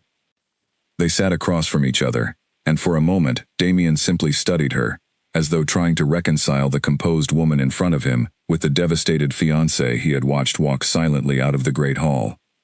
"You look different," he said finally. "I feel different," Elena replied honestly. "A great deal has happened in a very short amount of time." Damien nodded slowly, glancing briefly toward Marta, before returning his full attention to Elena. "I received your letter's terms, and I want you to know I intend to honor every one of them. I am here to listen, and to explain myself as honestly as I am able, whatever consequences that honesty brings." "Then begin," Elena said simply. Damien took a slow breath before speaking, his hands folded carefully on the table in front of him. "I do not have a good excuse for what I did, Elena. I have spent the past several days trying to understand exactly how I convinced myself that breaking a lifelong promise to you was the right decision, and the truth is uncomfortable to admit. I allowed doubt to be planted in my mind, slowly, over many months, without questioning where that doubt was truly coming from." "Serafina," Elena said quietly. Damien's jaw tightened. "Yes. Lord Halvard's investigation has confirmed what I suspected, almost immediately after speaking with her, the evening of the ball. The letters attributed to you, expressing doubts about our engagement, were forgeries. Skillfully done, convincing enough that I believed them without question, but forgeries nonetheless." Elena absorbed this confirmation quietly, though it did little to ease the deeper hurt that lingered beneath the surface of her composure. "Even if the letters were forged," she said slowly, "you still chose to publicly humiliate me, in front of hundreds of witnesses, without speaking to me privately first. That choice was entirely your own." "You are right," Damien admitted, his voice heavy with genuine regret. "I could have come to you directly. I could have asked you honestly about the doubts I believed you held, rather than allowing myself to be convinced that a public announcement was somehow the kinder path. I told myself, at the time, that I was simply following what felt like an honest recognition of changed feelings. I understand now that I was not thinking clearly at all." Marta, standing quietly near the wall, watched the exchange with careful attention, though she said nothing, allowing Elena the space to navigate the conversation on her own terms. "What do you want from me now, Damien?" Elena finally asked. "You did not travel all this way simply to apologize." Damien met her eyes directly. "I want to understand what you intend to do with what you now know about your family's true place in this kingdom's history." Lord Halvard has explained the treaty's terms to me clearly, and I understand that my claim to the throne remains legally uncertain without your recognition. I am not here to demand that recognition from you, Elena. I am here to ask what you believe would be fair, both to yourself and to the people of this kingdom who depend on stable leadership. Elena studied him for a long moment, considering how honestly to answer, before finally speaking. I do not yet know exactly what I intend to do, she admitted. But I know I will not simply return to the role I once occupied, standing quietly beside you as though nothing happened. Whatever path I choose from here, it will be one I decide for myself, not one shaped by guilt or obligation, toward a promise you already broke once. Damien nodded slowly, accepting this without argument. That seems more than fair. There is something else you should understand, Elena continued, her voice growing steadier as she spoke. The Southern Territories, my mother's original lands, were never fully absorbed into your family's rule. They remained independent, held in trust, waiting for an Ashwood descendant to claim them if she chose to do so. Something shifted in Damien's expression, careful calculation replacing simple regret. Are you telling me you intend to claim them? I am telling you, Elena said evenly, that I am considering it seriously, and that whatever I decide, I expect you to respect that choice without interference, given everything that has happened between us. The village hall fell into heavy silence, the weight of Elena's words settling over the small gathering. Outside, the sounds of Thornfield's daily life continued undisturbed, villagers going about their business entirely unaware of the significant conversation unfolding within the stone walls nearby. Damien finally spoke again, his voice quiet but resolute. If that is the path you choose, Elena, I will not stand in your way. You deserve the chance to build something entirely your own, free from whatever expectations my family or yours once placed upon you.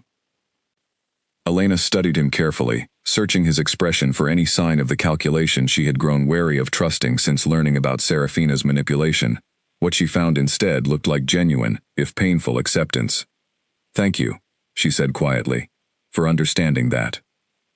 They spoke for a while longer, working through practical matters regarding how the wider kingdom might eventually learn of Elena's decision, how the treaty's terms might be formally acknowledged without triggering unnecessary conflict between the Northern Crown and whatever governance Elena chose to establish in the South. But as the conversation continued, Elena felt something settling clearly within her, a decision crystallizing with each passing exchange. She was not returning to Alderwood Palace. Whatever came next for the Northern Territories, whatever Damien chose to do about Serafina's deception, Elena understood now that her own future lay elsewhere entirely, in the quiet southern hills that had been patiently waiting for her return, since long before she had even known they existed. News of the meeting in Thornfield reached Alderwood Palace long before Damien himself returned, carried by traveling merchants who had witnessed the king's small party passing through nearby towns, and by the natural speed at which interesting rumors always seemed to outrun the truth. By the time Damien arrived back at the palace 2 days later, the story had already transformed several times over, growing more dramatic with each retelling.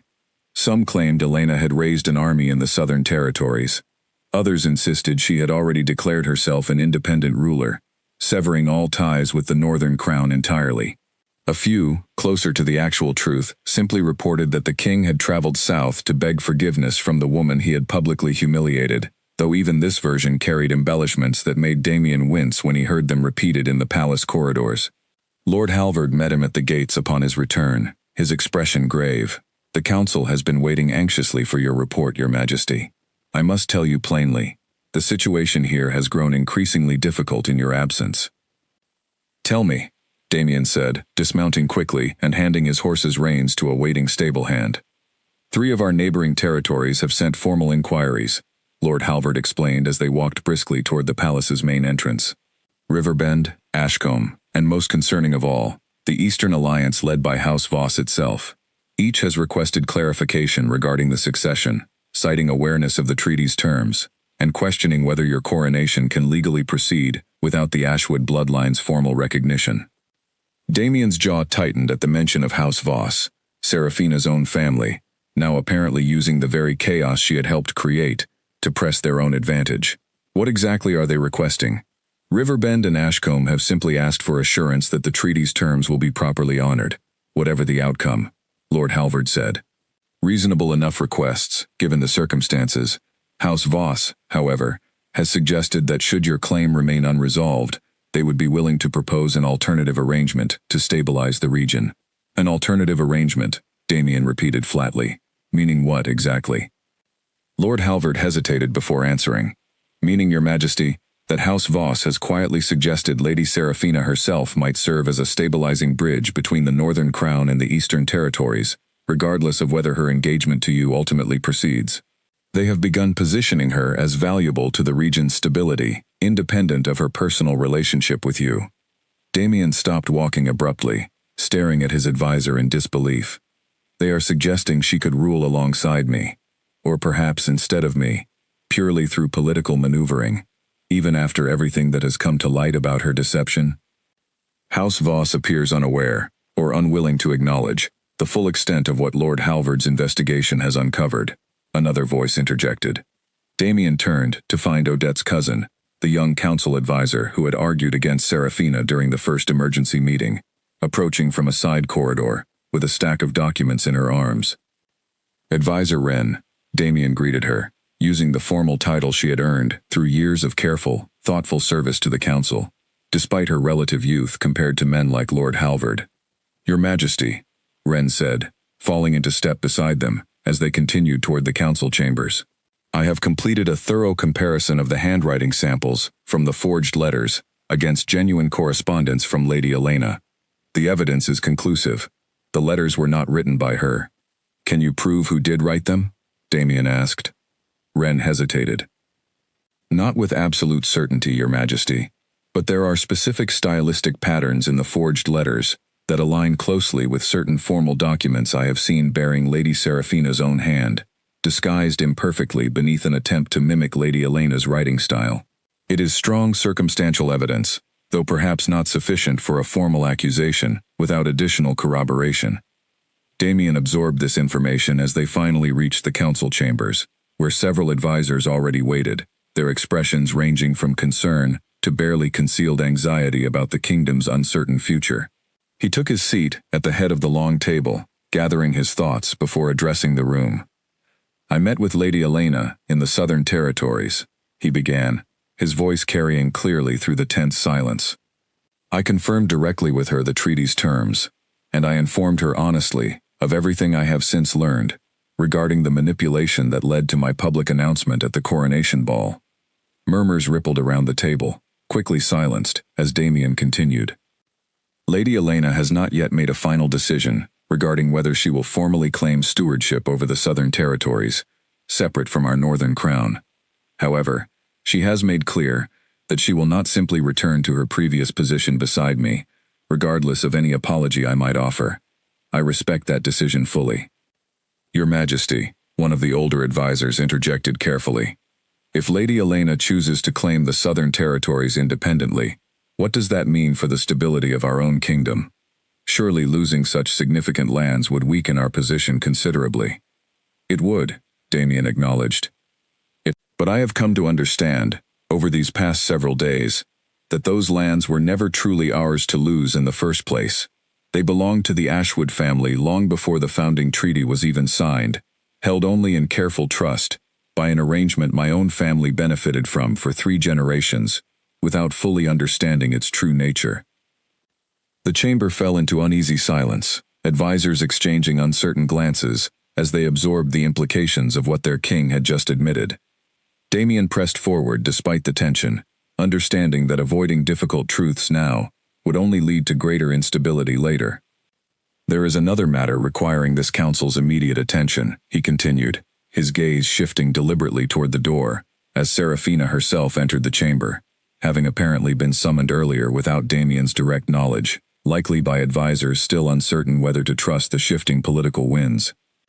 Seraphina paused just inside the doorway, quickly reading the tense atmosphere of the room, her composed expression flickering only briefly, before settling back into practiced calm. Your Majesty, she said smoothly, offering a respectful bow before taking the seat that had clearly been reserved for her near the head of the table. I understand your journey south proved eventful. It did, Damien said, his tone carefully neutral, despite the growing certainty settling within him. about exactly how eventful the past year had truly been, long before his journey south had even begun. Advisor Wren has completed her examination of the letters we discussed. Serafina's expression tightened almost imperceptibly, though she recovered quickly. And what did she discover? That they were forgeries, Damien said plainly, watching her reaction carefully. Written by someone attempting to imitate Lady Elena's handwriting, though not quite successfully enough to withstand careful scrutiny. The chamber grew very quiet. Serafina's composure remained largely intact, though Damien, watching closely now with newly clarified attention, noticed the slight tightening around her eyes, the barely perceptible shift in her posture. That is troubling news, Serafina said carefully. Do we know who might have created such forgeries, and for what purpose? We have some theories, Damien said, deliberately vague, watching to see how she would respond to the implied threat without direct accusation. Advisor Wren believes certain stylistic patterns in the forged letters might help identify the true author, given enough time and additional samples for comparison. Serafina held his gaze steadily for a long moment, and Damien could almost see her calculating rapidly behind her composed expression, weighing exactly how much danger this new information actually posed to her position. I hope justice is served, she said finally, her voice smooth and even. Whoever proves responsible for such deception. The council meeting continued for another hour, working through the practical challenges facing the kingdom, the diplomatic responses required for Riverbend and Ashcomb's inquiries, and the more delicate question of how to address House Voss's increasingly bold political maneuvering. Throughout the discussion, Damien found himself watching Serafina carefully, noting the way she contributed thoughtfully to strategic discussions, while simultaneously, he now suspected, calculating her own next moves with the same careful precision she had used to orchestrate the events of the past year. When the meeting finally concluded, Damien requested that Serafina remain behind briefly, dismissing the other advisors with instructions to reconvene the following morning. Once the chamber had emptied, he studied her carefully across the long table. You understand, he said quietly, that I intend to pursue this investigation fully, regardless of where it leads. Of course, Serafina said, her voice steady, despite the tension visible now in her tightly clasped hands. I would expect nothing less from a king committed to justice.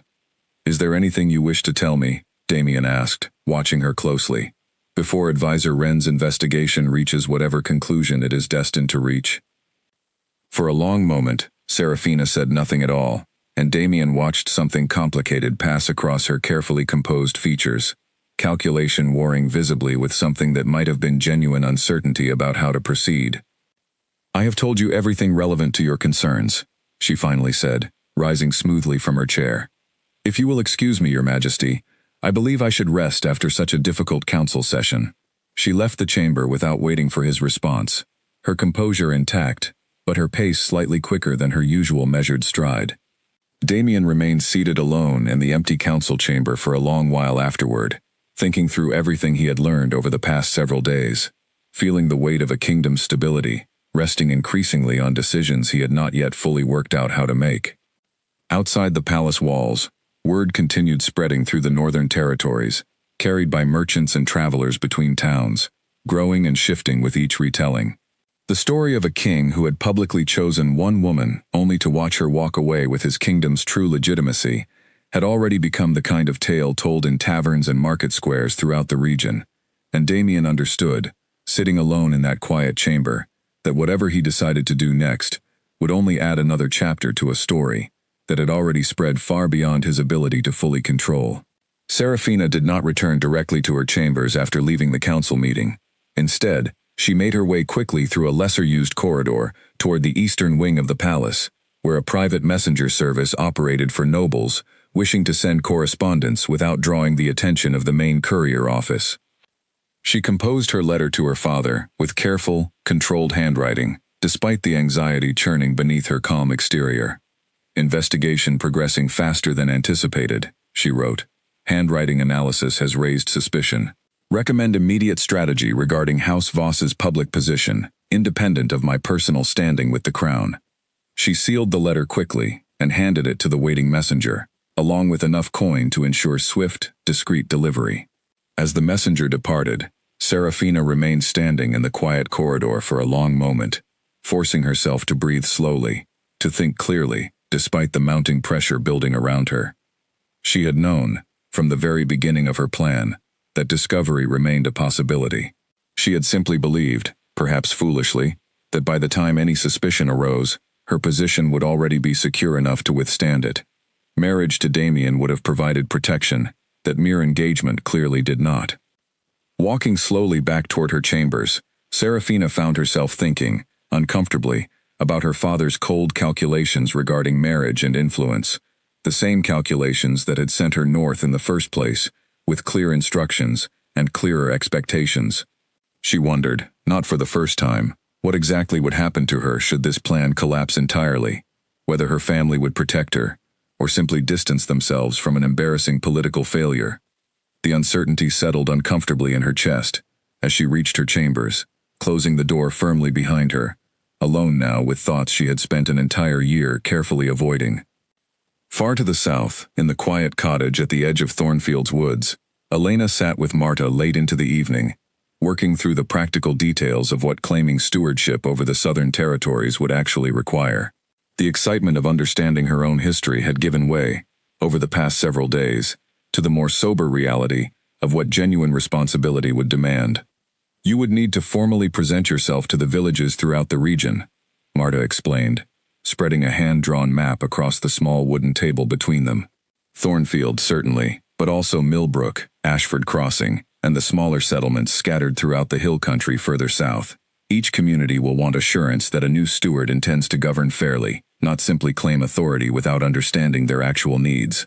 How long would that take? Elena asked, studying the map carefully, noting how much larger the southern territories appeared than she had initially imagined. Months, likely, Marta said honestly. Perhaps longer, if you wish to do it properly rather than rushing through formal announcements without genuine understanding of each community's concerns. Elena absorbed this, feeling the weight of the commitment settling more firmly into her mind with each detail Marta explained. And if I choose not to claim this responsibility at all, if I simply wish to live quietly here, without formally establishing any government position? Marta studied her carefully before answering. That remains entirely your choice, Elena. But I would ask you to consider what happens to these communities if the treaty's provisions remain unclaimed indefinitely. Without formal Ashwood stewardship, and without full recognition of Damien's northern crown, this region risks falling into exactly the kind of uncertain governance that invites exploitation from ambitious neighboring territories. Elena thought about Serafina's family, House Voss, and the political maneuvering Corwin had mentioned during his brief visit earlier that week. She thought about the villagers of Thornfield, people like Corwin and Rowan and Odette, who had shown her nothing but loyalty and kindness since the moment she arrived, frightened and uncertain, in the aftermath of her public humiliation. I do not think I can simply walk away from this, Elena said slowly, the realization settling over her with quiet certainty. Not because anyone requires it of me, but because I have already seen what these communities deserve, and I do not think I could live with myself knowing I had the power to provide it, yet chose not to. Marta's expression softened into something like quiet pride. Then we should begin preparing properly, she said. A formal announcement, perhaps, delivered first here in Thornfield, where your presence is already known and trusted, before extending outward to the wider region. Elena nodded slowly, though a flicker of nervousness passed through her at the thought of standing before an entire community, claiming authority she was still learning to understand herself. What if they do not accept me? What if, after everything, they simply see a northern noblewoman arriving, with grand claims about ancient treaties? Then you will need to prove yourself through action, rather than lineage alone, Marta said simply, which I suspect you were always going to need to do, regardless of what any old document claims on your behalf. Rowan, who had been quietly listening from near the fireplace, finally spoke. For what it is worth, my lady, I do not think you need to worry as much as you fear. I have watched you these past several days. You listen. You ask genuine questions rather than simply issuing instructions. That alone sets you apart from most nobility I have encountered in my life. Elena managed a small, grateful smile at his words, though the nervousness remained, tangled together with a growing sense of purpose she had not expected to feel so strongly. Whatever challenges lay ahead, whatever doubts continued to surface as she considered the enormity of what she was choosing to build, she understood clearly now that this path, uncertain as it remained, felt more genuinely hers than anything Damien's throne had ever offered her. As the evening wore on and Marta began outlining the specific steps required for a formal announcement, Elena found her mind returning, unexpectedly, to the image of Serafina's carefully composed expression during their brief encounter at the palace, all those months earlier, back when Elena had still believed her future was secure beside Damien. She wondered, not for the first time, exactly how deep Serafina's deception truly ran, and whether the woman who had so carefully orchestrated her public humiliation understood yet just how thoroughly her careful plans were beginning to collapse under the weight of their own dishonesty. Somewhere far to the north, within the walls of Alderwood Palace, that collapse was already well underway, though neither Elena nor Serafina yet understood exactly how dramatically the coming days would reshape both of their futures. Advisor Wren's full report arrived on Damien's desk exactly 1 week after the council meeting, where the initial handwriting analysis had first been discussed. Damien read through it twice, slowly, absorbing every carefully documented detail she had gathered during her investigation. The evidence was more damning than he had allowed himself to fully expect, even after his own suspicions had grown steadily throughout the previous week. Wren had traced payments from House Voss's household accounts to at least 2 members of the palace staff, both of whom had since disappeared from their positions without formal notice, likely warned in advance that questions were beginning to circulate. She had also discovered correspondence, carefully preserved by a former lady's maid who had grown uncomfortable with what she had witnessed, describing specific instructions Serafina had given regarding which advisors to cultivate and which doubts to plant regarding Elena's suitability as future queen. Most damning of all, Wren had located a draft of one of the forged letters, discovered accidentally by palace cleaning staff beneath a loose floorboard in Serafina's original guest chambers, before she had been moved to the more prestigious quarters, befitting the king's newly announced chosen mate. The draft contained visible corrections and revisions, clearly the work of someone carefully crafting a deception, rather than someone genuinely transcribing another person's authentic words. Damien sat alone in his study for a long while after finishing the report, feeling something heavy and cold settling into his chest, as the full scope of Serafina's manipulation became undeniably clear. He thought back over the past year, replaying conversations and moments he had once believed genuine, now recognizing the careful calculation behind so many of them. He thought about the way she had always seemed to appear at exactly the right moments, offering exactly the right words of understanding when he expressed frustration or uncertainty about his responsibilities as future king. He thought about how naturally she had positioned herself as someone who simply understood him better than Elena ever had, without him ever fully questioning why that understanding had developed so conveniently, so precisely aligned with whatever doubts happened to be circulating among his advisors at any given time. It was, he realized with growing discomfort, an extraordinarily skilled performance, sustained patiently over many months, designed specifically to exploit his own insecurities about living up to his father's legacy, about proving himself capable of leading the kingdom through increasingly complex political challenges. A knock at his study door interrupted his thoughts. Lord Halvard entered without waiting for a response, his expression grave. "Your Majesty," he said, "I understand Advisor Wren's report has reached you." "It has," Damien confirmed, gesturing for his old advisor to sit. "The evidence is thorough, undeniable, I think, if presented properly before the full council." Lord Halvard settled into the chair across from Damien's desk, studying him carefully. "What do you intend to do with this information?" Damien considered the question for a long moment before answering. "I intend to confront her directly.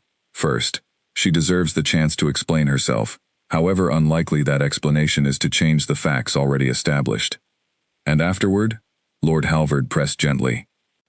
"Afterward," Damien said, his voice hardening slightly, "I intend to formally revoke any consideration of her as a candidate for queen, and I intend to inform House Voss directly that their daughter's actions have severely damaged whatever diplomatic goodwill previously existed between our territories." Lord Halvard nodded slowly. A reasonable response, though I suspect House Voss will not accept the situation quietly. They have invested significant political capital in Lady Serafina's position here. They invested that capital through deception, Damien said flatly.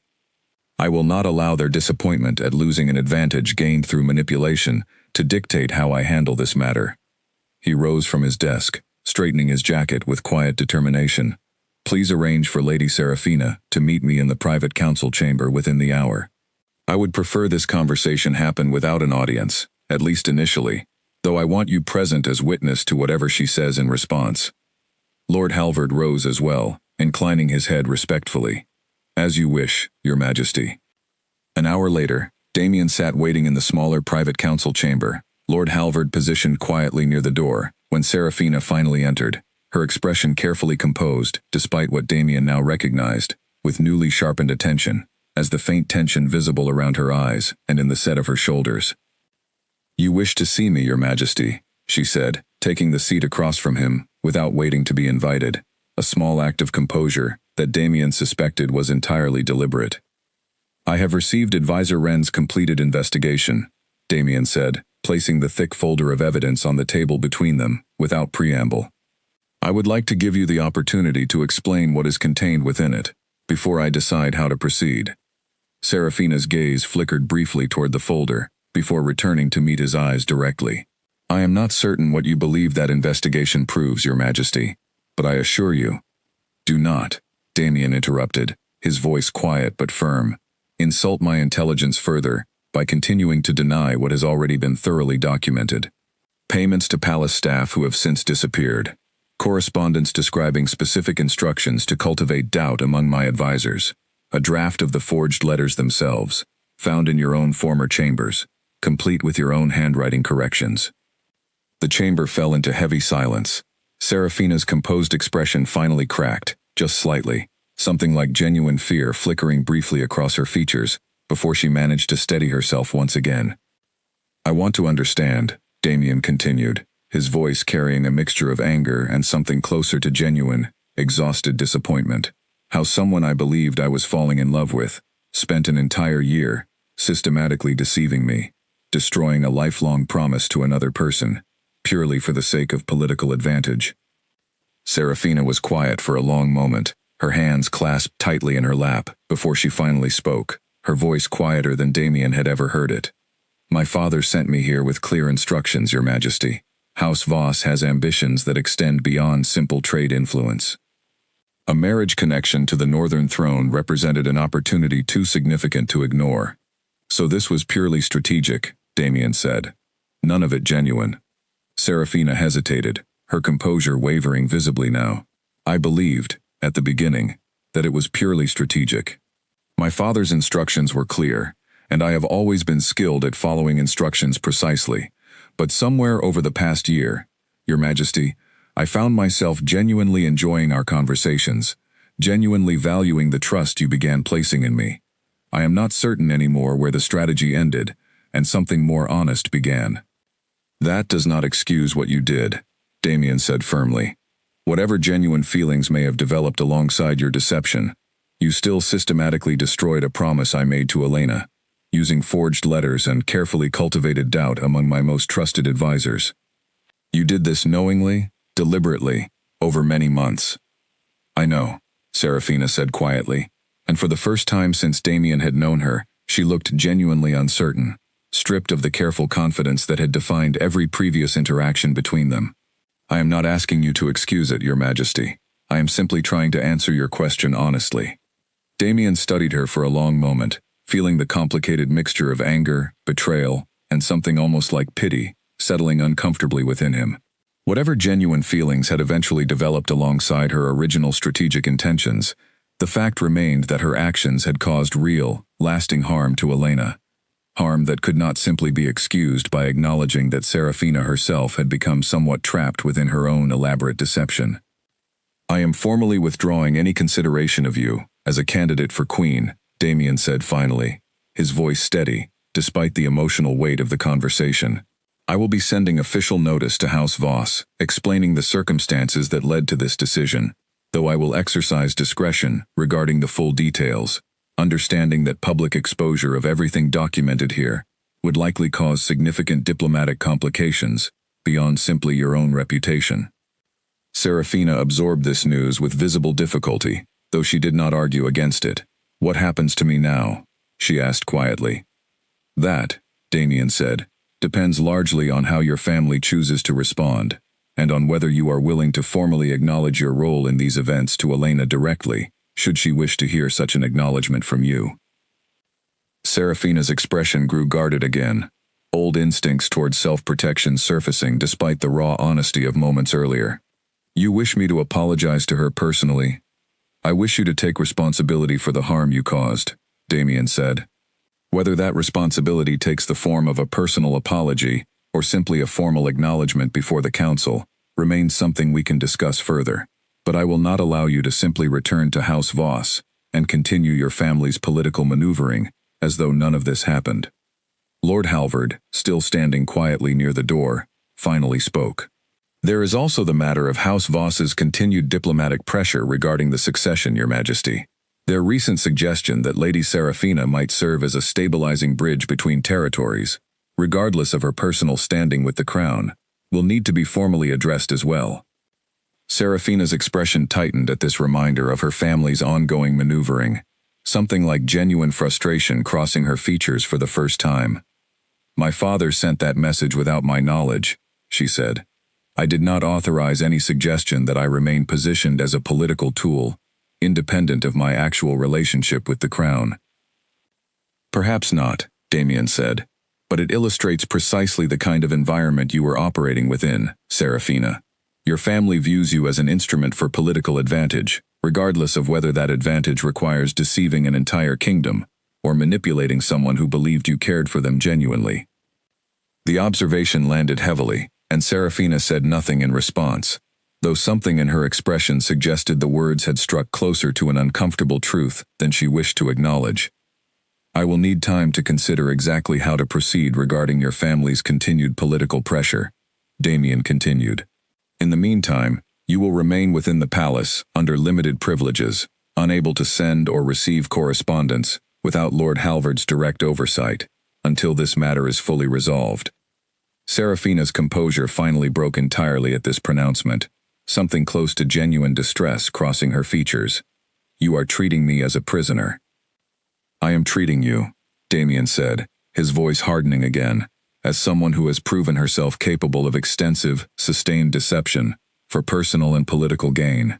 Given that history, I believe caution regarding your continued freedom of communication is entirely reasonable, at least until we better understand the full extent of your family's intentions." The meeting concluded shortly afterward, Serafina escorted from the chamber by 2 guards. Lord Halvard summoned quietly, her earlier composure entirely gone now, replaced by something closer to genuine fear about what her future might hold, both within the palace and potentially within her own family, should House Voss decide her failed mission had made her more liability than asset.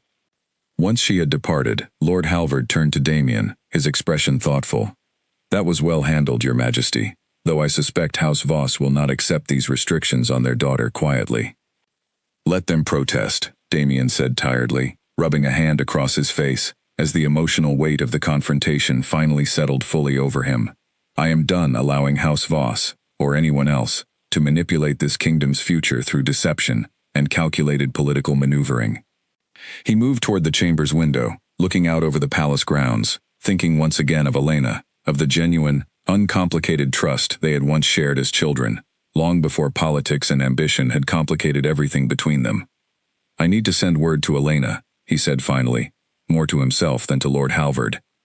"She deserves to know that the truth has been fully confirmed, that Serafina's deception has been formally acknowledged, and that whatever she chooses to do next regarding the southern territories, she does so with the full, undisputed truth finally established." "I will arrange for a messenger immediately," Lord Halvard said.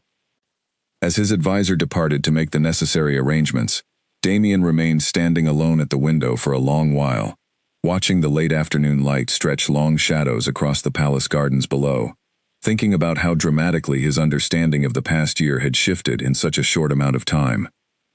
He had believed, only 2 weeks earlier, that he understood exactly who he was, and exactly what kind of king he intended to become. Now, standing in the aftermath of Serafina's exposed deception, surrounded by a kingdom whose stability remained genuinely uncertain. Damien understood that true leadership required something far more difficult than simply projecting confidence during a public announcement. It required the humility to recognize his own mistakes, the courage to correct them honestly regardless of political cost, and the wisdom to understand that whatever future the Northern Territories built from this point forward would need to be built on truth, rather than the careful, convenient deceptions that had nearly cost him everything that actually mattered. Somewhere far to the south, in a small village called Thornfield, Elena was beginning to build something entirely her own, free from the complicated politics currently consuming Alderwood Palace. Damien found himself hoping, quietly and without any expectation of reciprocation, that whatever she chose to build would bring her the genuine happiness their childhood promise had once represented, even if that happiness no longer included him at all. 3 days later, a formal response arrived from House Voss, carried by a stern-faced envoy, who requested an immediate audience with the king. Damien received him in the main throne room, flanked by Lord Halvard and advisor Wren, understanding that whatever message House Voss had sent would likely require careful, measured handling. The envoy, a broad-shouldered man named Master Aldrich who served as chief negotiator for House Voss's trading interests, bowed formally before delivering his message with practiced diplomatic precision. Lord Voss extends his deep concern regarding his daughter's current treatment within your palace, Your Majesty.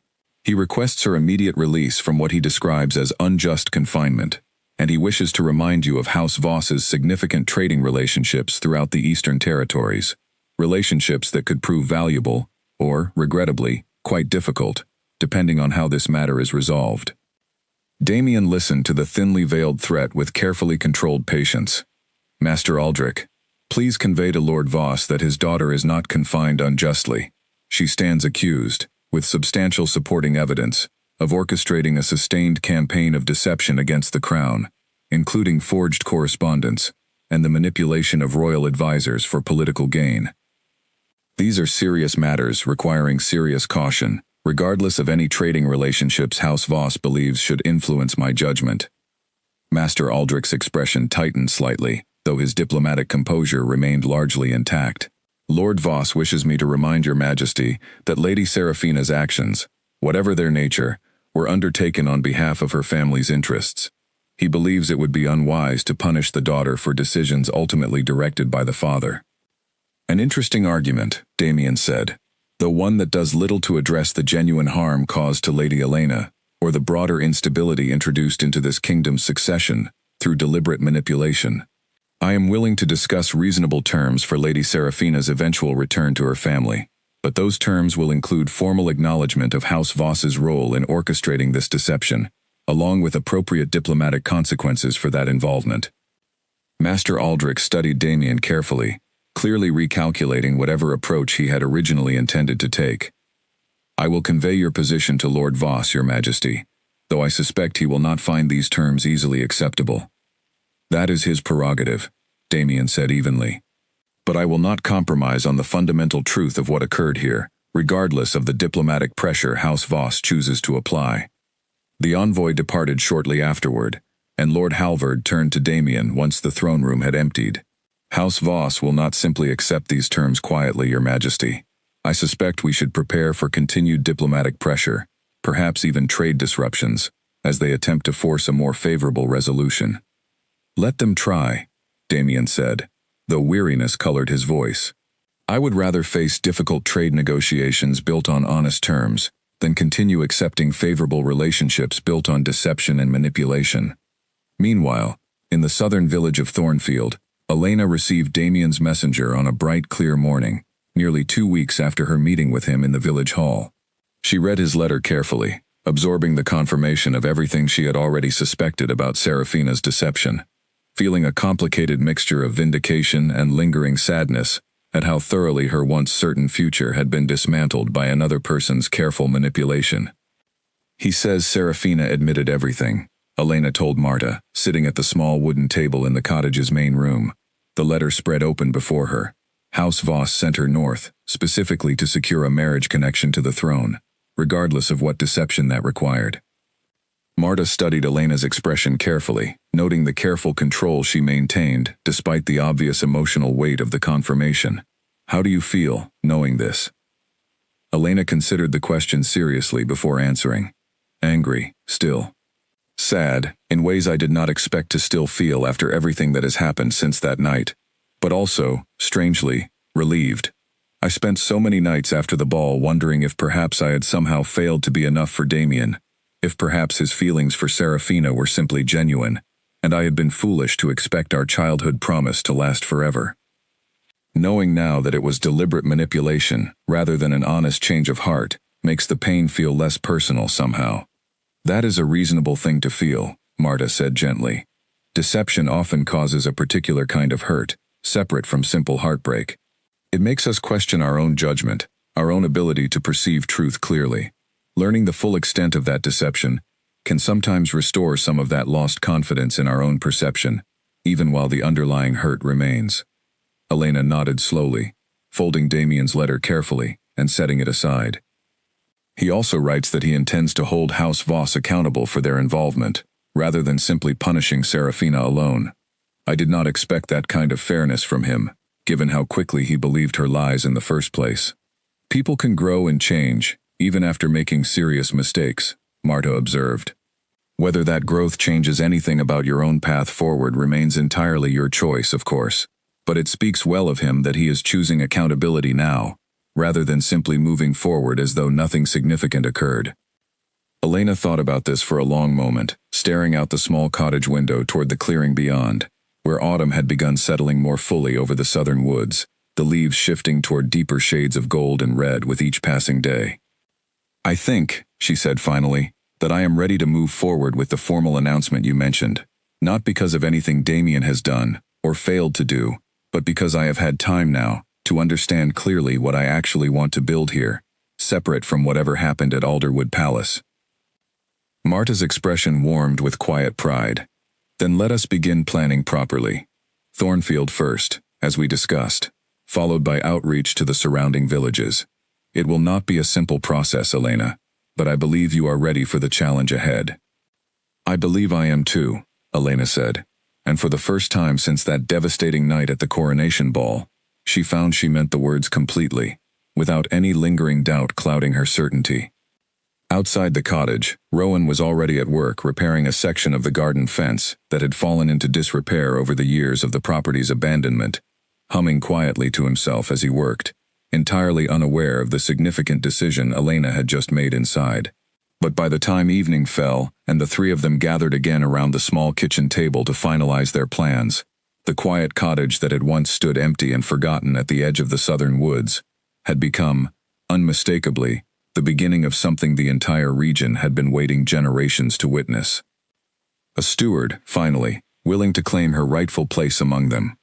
The formal announcement took place on a cool, clear morning, in the center of Thornfield's village square, exactly 1 month after Elena had first arrived at Marta's cottage door, dusty and heartbroken, wearing the remains of a white gown, meant for a coronation, that had never truly been hers to celebrate. She stood now on a simple wooden platform that Rowan and several other villagers had built specially for the occasion, dressed in a deep green dress that echoed the colors of the southern hills surrounding them, the old pendant resting visibly against her collarbone, for the first time in public since the night she had walked out of Alderwood Palace. The entire village had gathered to witness the announcement, along with representatives from several neighboring settlements who had traveled specifically after hearing rumors that something significant was about to unfold in Thornfield. Elena looked out over the assembled crowd, feeling a nervousness entirely different from anything she had experienced at the coronation ball. This fear, rooted not in fear of humiliation, but in the weight of genuine responsibility she was about to formally accept.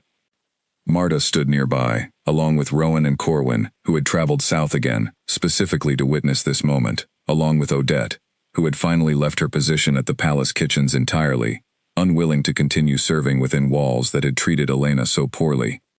People of Thornfield, Elena began, her voice carrying clearly across the quiet square, steadier than she had expected it to be given the significance of the moment. Many of you have heard rumors about who I am, and why I came to live among you these past several weeks. I want to tell you the truth directly. rather than allowing rumor to shape your understanding of what I intend to build here. She explained, carefully and honestly, the history of the Ashwood bloodline, the founding treaty that had granted her family stewardship over these southern lands generations ago, and the choice her own mother had made to step back quietly from claiming that stewardship, allowing the Northern Crown to govern the region instead through informal arrangement. I do not come to you claiming authority, simply because an old document grants me the right to it, Elena continued. I come to you asking for the chance to earn your trust properly, through fair governance and genuine attention to what this region actually needs, rather than the distant oversight you have received from Alderwood for generations. A murmur passed through the crowd, curious rather than hostile, though Elena could see uncertainty in many faces watching her carefully. An older woman near the front of the gathering finally raised her voice, her tone respectful but direct. Forgive me, my lady, but we have managed well enough on our own for many years. What exactly would change under your stewardship, beyond simply having a noblewoman claim authority over lands we have already learned to govern through our own local councils? Elena had anticipated questions like this, and she answered carefully, having spent many evenings with Marta preparing for exactly this kind of honest challenge. I do not intend to replace your local councils, or to impose governance you have not requested. What I intend to offer is formal recognition and protection under the founding treaty, ensuring no ambitious neighboring territory can claim these lands as vulnerable or unclaimed. I intend to establish fair trade agreements between southern villages and the wider kingdom, agreements that have often favored northern interests over your own in the past. And I intend to be present, genuinely present, rather than governing from a distant palace that rarely concerns itself with matters affecting daily life in villages like Thornfield. The older woman studied Elena carefully for a long moment, before nodding slowly, apparently satisfied, at least provisionally, by the honesty of the response. Another voice called out from further back in the crowd, a younger man Elena did not recognize. What happens to your engagement with King Damien? Are these southern territories meant to remain separate from the Northern Crown entirely, or will you eventually return north, leaving us once again without a present steward? Elena felt the weight of hundreds of eyes waiting for her answer, and she chose her words carefully, understanding the significance of committing publicly to this path. My engagement to King Damien has ended. I do not intend to return to Alderwood Palace, nor do I intend to claim any position within the Northern Crown's governance. My commitment, from this day forward, belongs entirely to these southern territories, and to building the kind of fair, present leadership you deserve. The words settled over the crowd, and Elena watched carefully as expressions shifted, uncertainty giving way slowly to something that looked increasingly like cautious hope. She continued speaking for a while longer, outlining specific plans she had developed with Marta's guidance, addressing concerns about trade fairness, about protection from potential conflicts with neighboring territories, about establishing a formal council of local representatives to advise her on matters specific to each village's unique needs.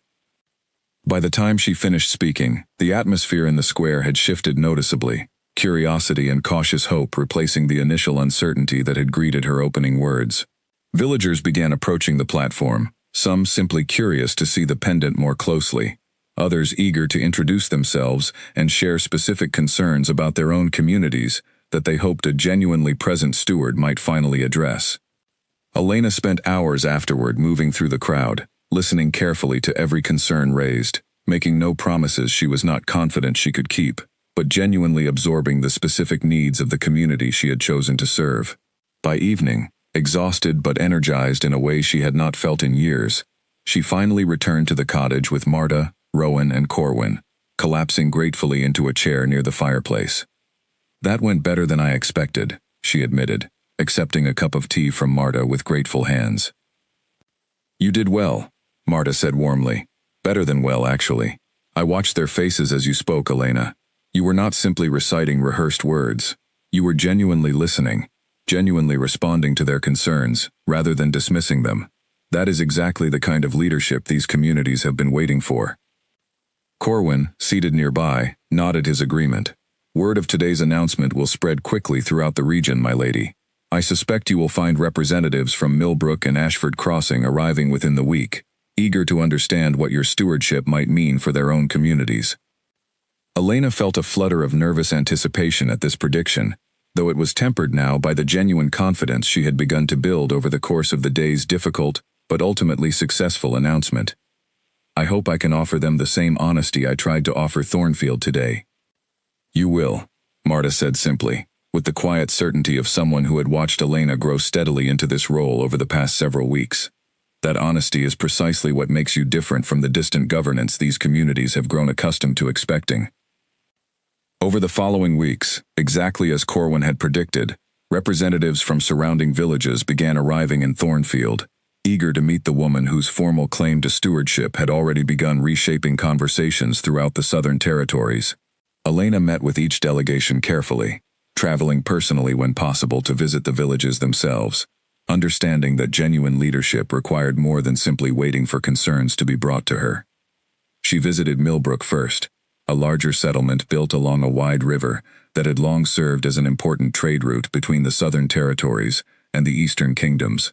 The village elder there, a sharp-eyed woman named Fenna, questioned Elena extensively about her specific plans for trade fairness, clearly skeptical of promises made by yet another noble claiming authority over lands Millbrook had governed independently for years.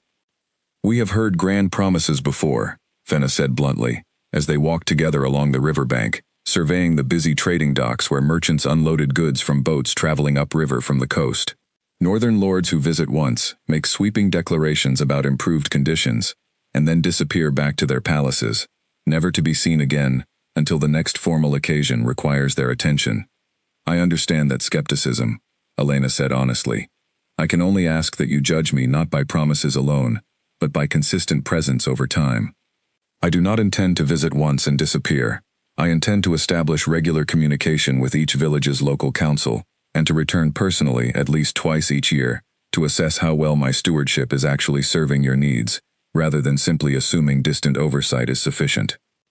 Fenna studied her carefully for a long moment, before finally offering a small, cautiously approving nod. "That would be a welcome change, my lady, should you actually follow through with it."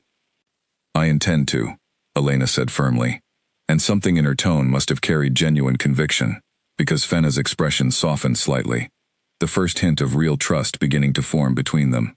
By the time autumn began shifting fully into winter, Elena had visited nearly every significant settlement throughout the Southern Territories, establishing the beginnings of formal relationships that felt genuinely different from the distant, occasional oversight these communities had experienced under the Northern Crown's informal governance.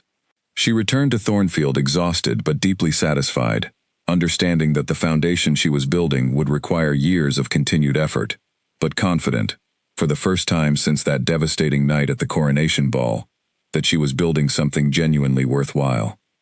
One evening, sitting with Marta near the cottage fireplace, as the first snow of the season began falling softly outside the window, Elena found herself reflecting on how dramatically her life had transformed over the past several months. "I never imagined this life for myself," she admitted quietly.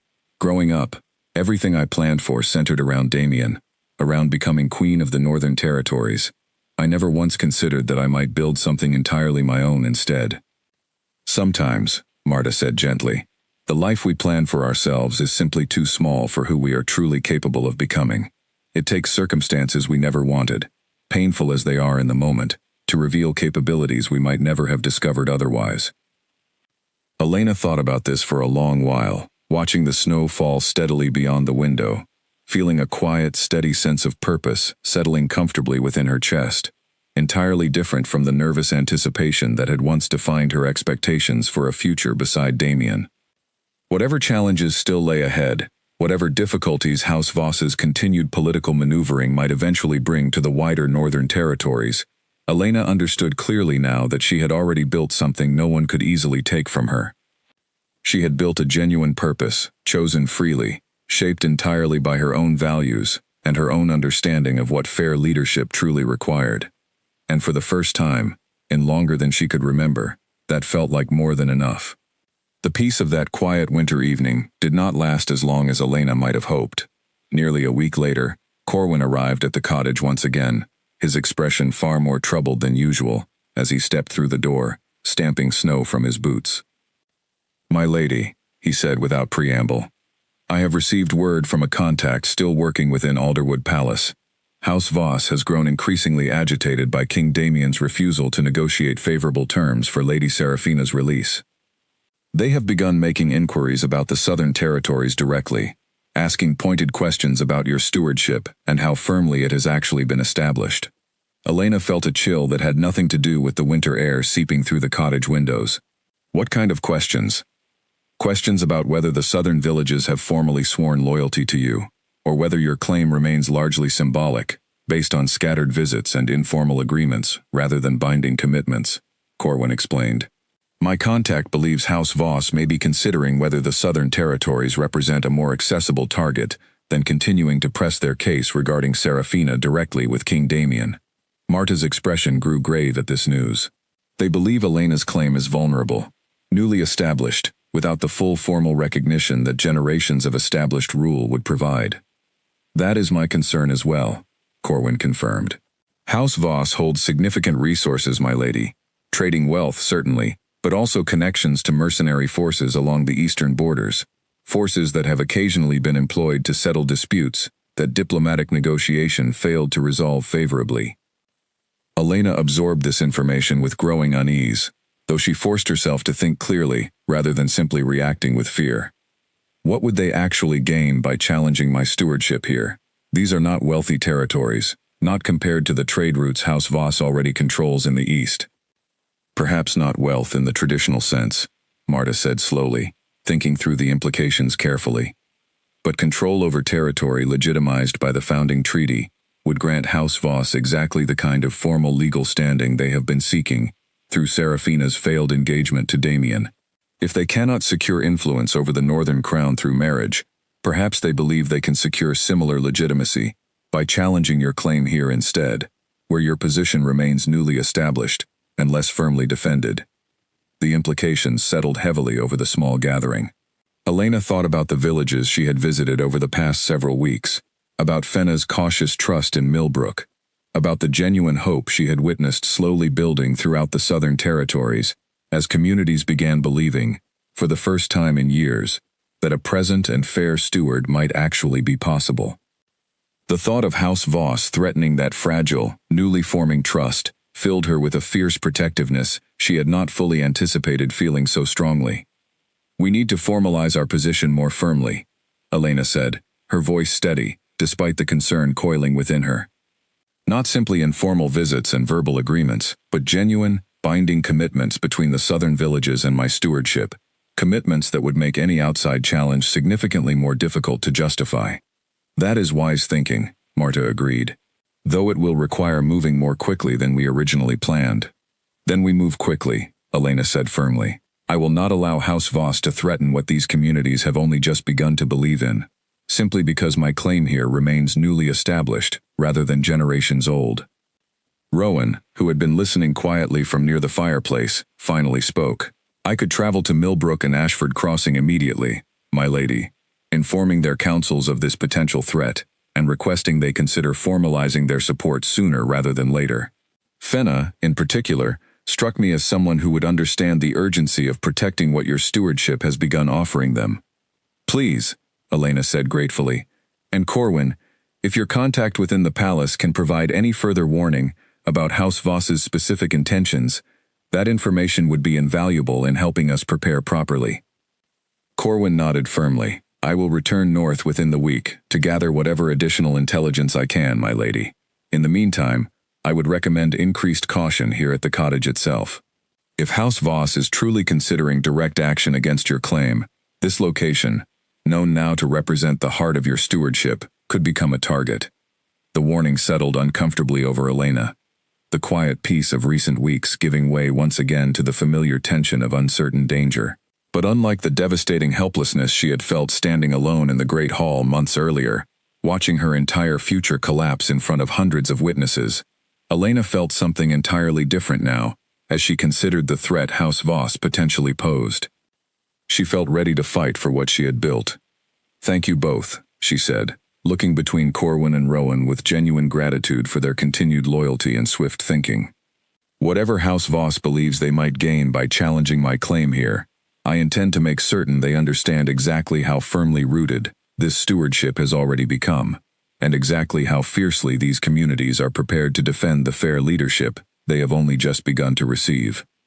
As Corwin and Rowan departed the following morning to begin their respective missions, gathering intelligence and formalizing support throughout the southern villages, Elena remained at the cottage with Marta, reviewing the founding treaty once more, with newly urgent attention, searching carefully for every legal protection it might offer, against exactly the kind of challenge House Voss now appeared to be considering.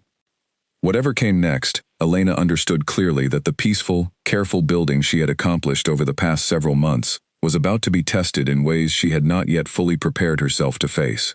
But for the first time in her life, she found she was not afraid of that test. She was ready for it. Fenna arrived in Thornfield 8 days later, accompanied by 3 other village elders from Millbrook and Ashford Crossing, all of them traveling together in response to Rowan's urgent warning about House Voss's potential intentions toward the Southern Territories. Elena met them in the village hall, the same simple stone building where she had once sat across from Damien, working through the complicated aftermath of her public humiliation. Now, months later, she sat at that same table, facing an entirely different kind of conversation, one focused not on personal betrayal, but on the practical defense of a stewardship she had worked hard to establish. "We received Rowan's message," Fenna said without preamble, settling into her chair with the direct efficiency Elena had come to expect from her during their earlier meeting along the Millbrook riverbank. "The threat from House Voss concerns us greatly, my lady. We have discussed the matter extensively among our own councils, and we believe formalizing our support for your stewardship immediately would serve everyone's interests."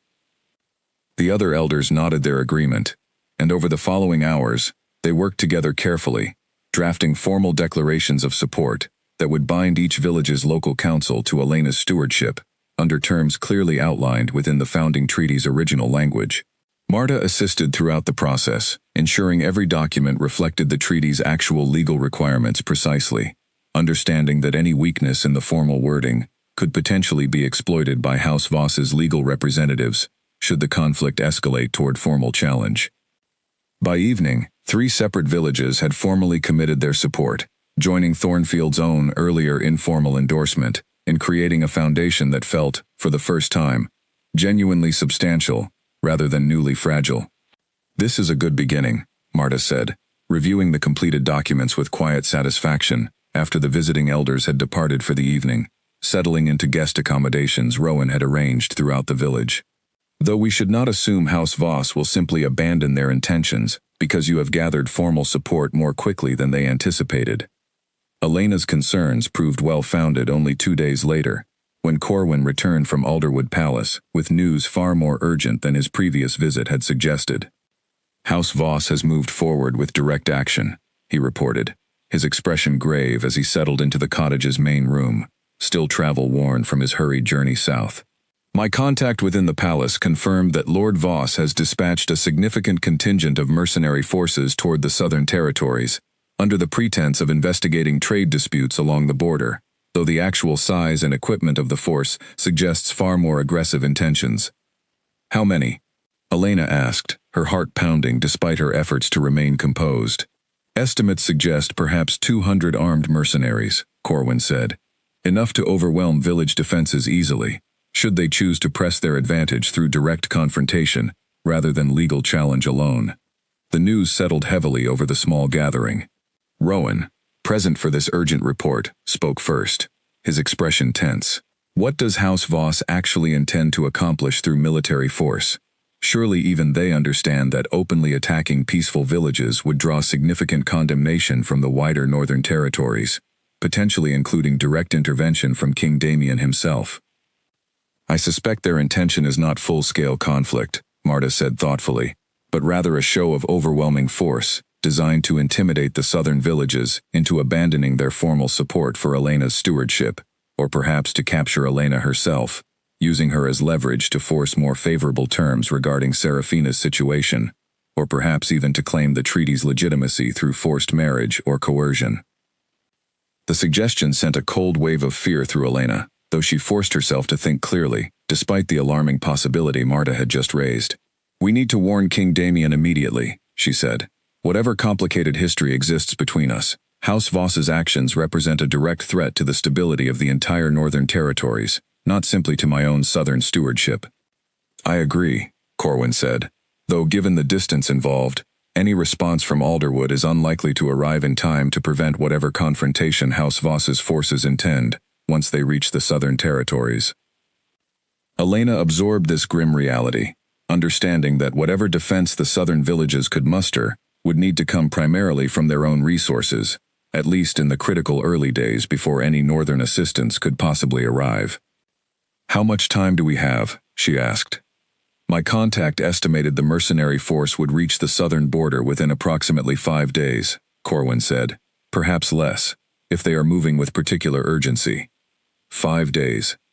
Elena felt the weight of that timeline settle heavily over her, understanding that whatever preparations the southern villages could manage would need to happen quickly, efficiently, and with careful coordination between communities that, until recently, had operated largely independently of one another.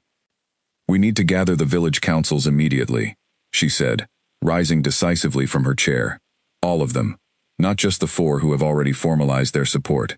If House Voss intends to threaten the entire southern region, then the entire southern region needs to understand what is coming, and needs to decide together how we intend to respond." Over the following 2 days, messengers traveled quickly throughout the southern territories, carrying urgent word of House Voss's approaching mercenary force to every village and settlement scattered throughout the hill country. Elena traveled personally to as many communities as time allowed, understanding the importance of delivering this warning directly, rather than relying solely on written messages that might fail to convey the genuine urgency of the situation.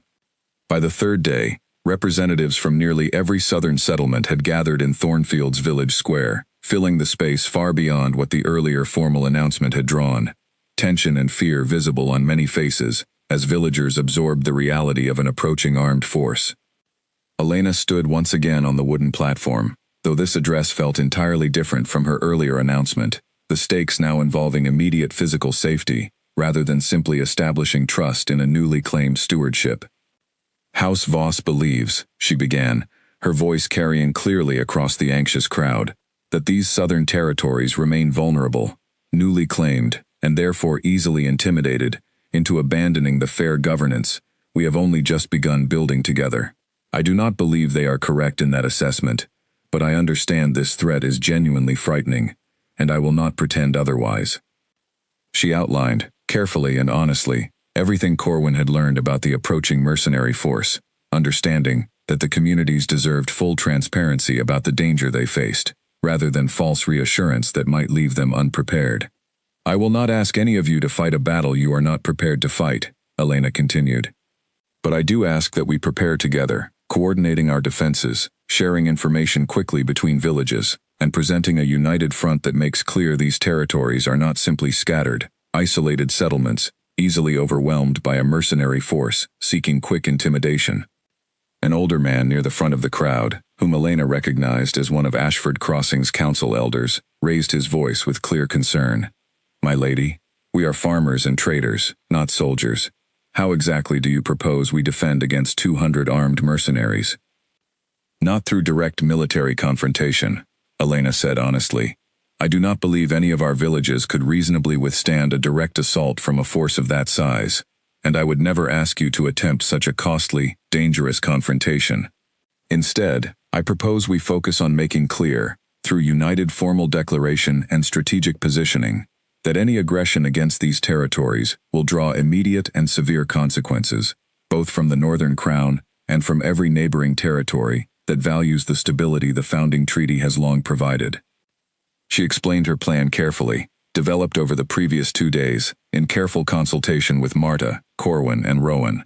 Rather than attempting futile military resistance, the southern villages would formally invoke specific protective clauses within the founding treaty itself, clauses that explicitly forbade armed aggression against Ashwood-held territories by any outside force, clauses that, if violated, would trigger automatic diplomatic and military consequences from every territory that continued honoring the treaty's original terms. "This will not stop House Voss's forces from physically reaching our borders," Elena acknowledged, "but it will ensure that any aggression they commit here carries consequences far more severe than they likely anticipate, consequences that extend well beyond simply losing whatever advantage they hope to gain through intimidation. The crowd absorbed this explanation with visible relief, understanding that Elena's strategy focused on legal and diplomatic protection, rather than asking untrained villagers to face armed mercenaries directly. Questions followed, careful and detailed, as representatives from each community worked through exactly how the formal invocation would need to be documented and communicated, both to House Voss's approaching forces and to the wider northern territories, who would need to understand the severity of any violation. By the time the gathering concluded late that evening, every southern village had formally committed to Elena's strategy, joining together in a unified declaration that Marta helped draft with careful legal precision, ensuring the document properly invoked every relevant protection the founding treaty offered. That night, as Elena worked alongside Marta, preparing formal copies of the declaration to be delivered directly to House Voss's approaching forces, a messenger arrived unexpectedly at the cottage door, breathless from urgent travel. "My lady," the messenger said, offering a hurried bow, before extending a sealed letter toward Elena. This arrived by fast rider from Alderwood Palace, marked as urgent. Elena broke the seal quickly, recognizing Damien's handwriting immediately, as she unfolded the parchment inside. "Elena, word has reached me of House Voss's mercenary force moving toward the southern territories. I understand the urgency of this threat, and I want you to know that I am dispatching royal guards immediately to reinforce your position, though I understand they will not arrive before House Voss's forces reach your borders. More importantly, I have formally invoked the Crown's own authority under the founding treaty, declaring House Voss's actions a direct violation of the peace established between all territories honoring the original agreement. This declaration has already been sent to every neighboring territory, along with clear warning that any harm caused to the southern territories under your stewardship will be treated as an act of war against the entire northern territories, not simply against your independent claim alone. I do not know if this will arrive in time to matter, or if it will provide sufficient deterrent against whatever House Voss ultimately intends, but I wanted you to know that whatever complicated history exists between us, I do not intend to stand aside while your communities face this threat alone. Please stay safe, Elena. Whatever happens next, know that I am doing everything within my power to ensure House Voss faces full consequences for this reckless aggression. Damien." Elena read the letter twice, feeling a complicated mixture of relief and lingering uncertainty about exactly how much time remained before House Voss's forces arrived. She showed the letter to Marta, who read through it carefully before looking up with cautious optimism. "This changes things significantly," Marta said. "If Damien has formally declared House Voss's actions a violation against the entire kingdom, rather than simply against your independent southern claim, other territories will feel far more pressure to intervene, or at minimum to formally condemn House Voss's aggression should they proceed despite this warning." "Will it be enough to stop them before they reach our borders?" Elena asked.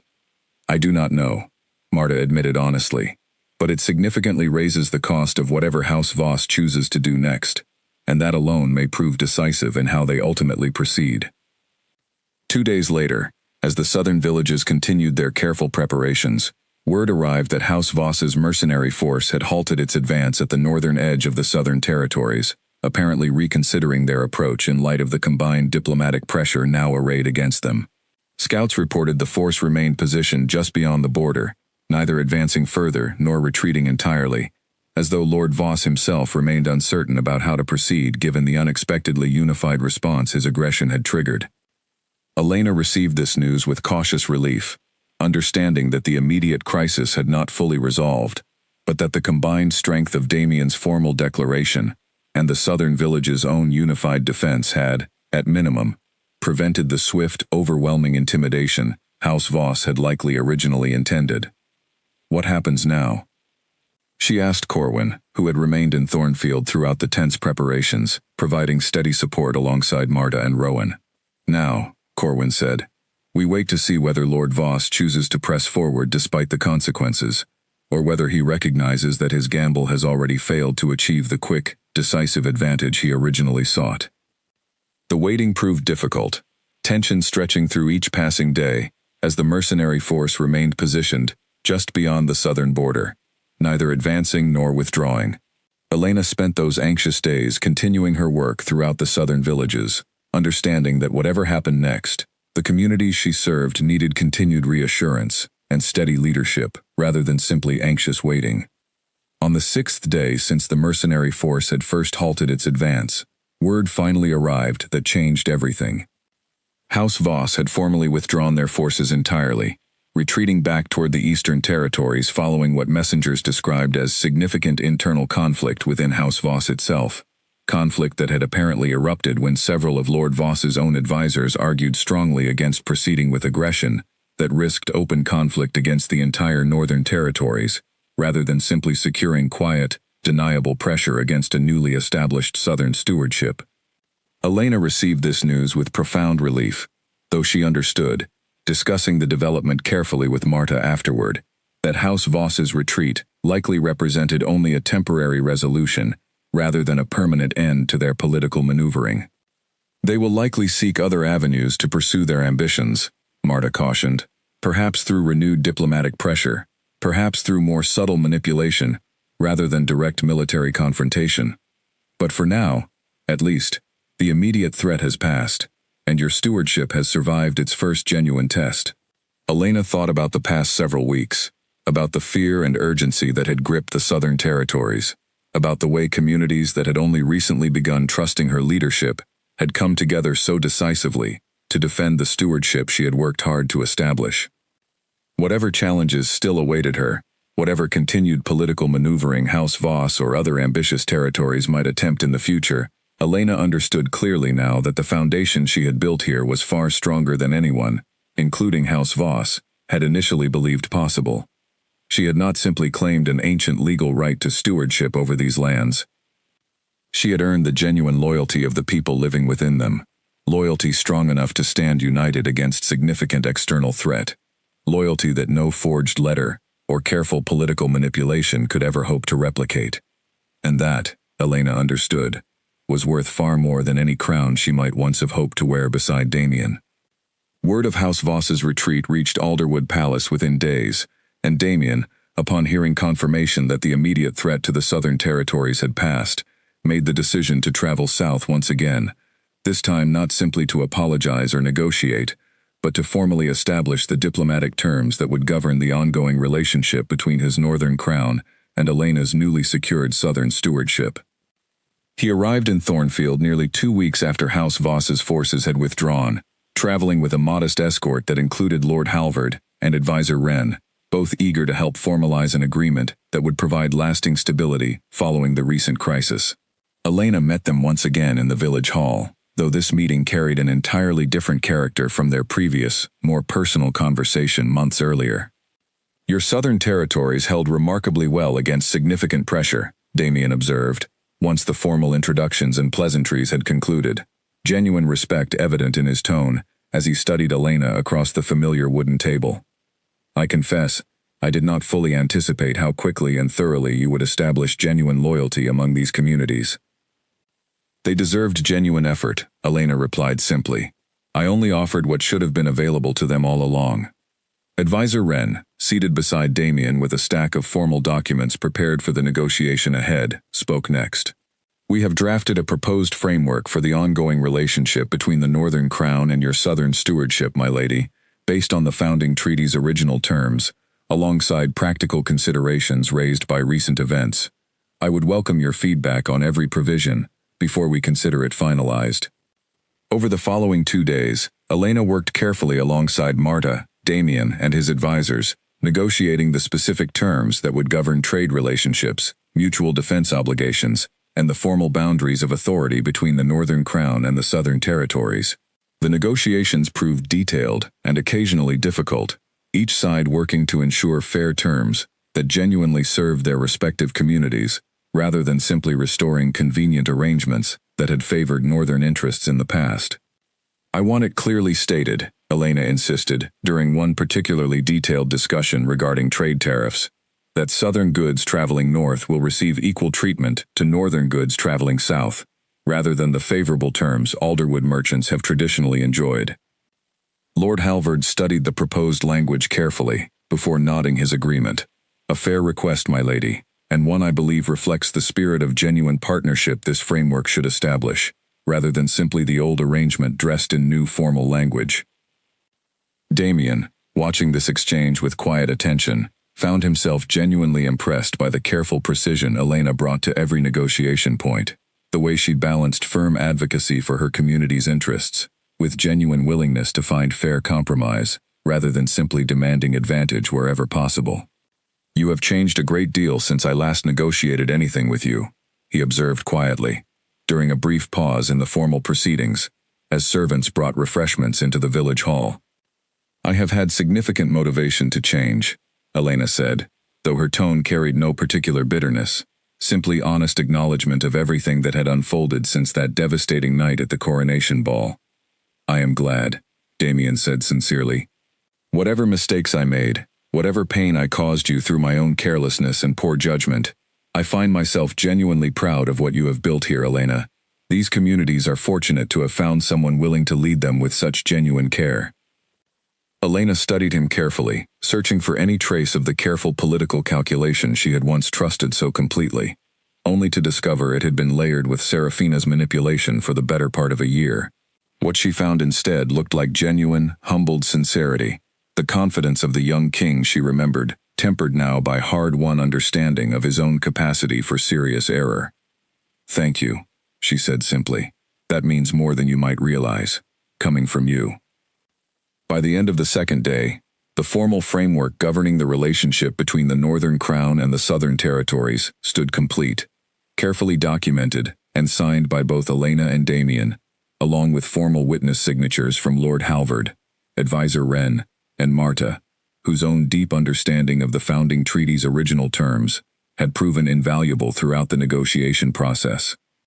That evening, as the formal celebration marking the agreement's completion wound down in Thornfield's village hall, Elena found herself standing briefly alone with Damien near the building's entrance, both of them watching the last light of sunset paint the sky in deep shades of orange and purple over the southern hills.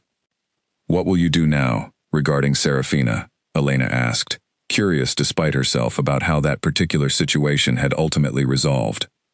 "House Voss has formally requested her return, given their military embarrassment and the diplomatic pressure now arrayed against them," Damien said. "I have agreed to release her, though under conditions that require her formal, public acknowledgement of the deception she orchestrated, delivered before the full Northern Council, ensuring the truth remains clearly documented, regardless of whatever narrative House Voss might later attempt to construct." "Do you believe she genuinely regrets what she did?" Elena asked. Damien considered the question seriously before answering. "I believe she regrets the consequences she now faces, certainly.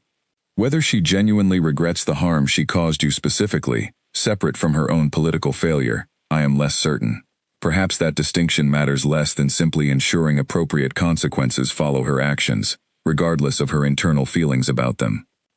Elena nodded slowly, understanding the wisdom in that perspective, though she found she carried surprisingly little lingering anger toward Serafina specifically, her energy having shifted almost entirely toward the genuine work of building something worthwhile in the Southern Territories, rather than dwelling on old grievances that no longer served any productive purpose.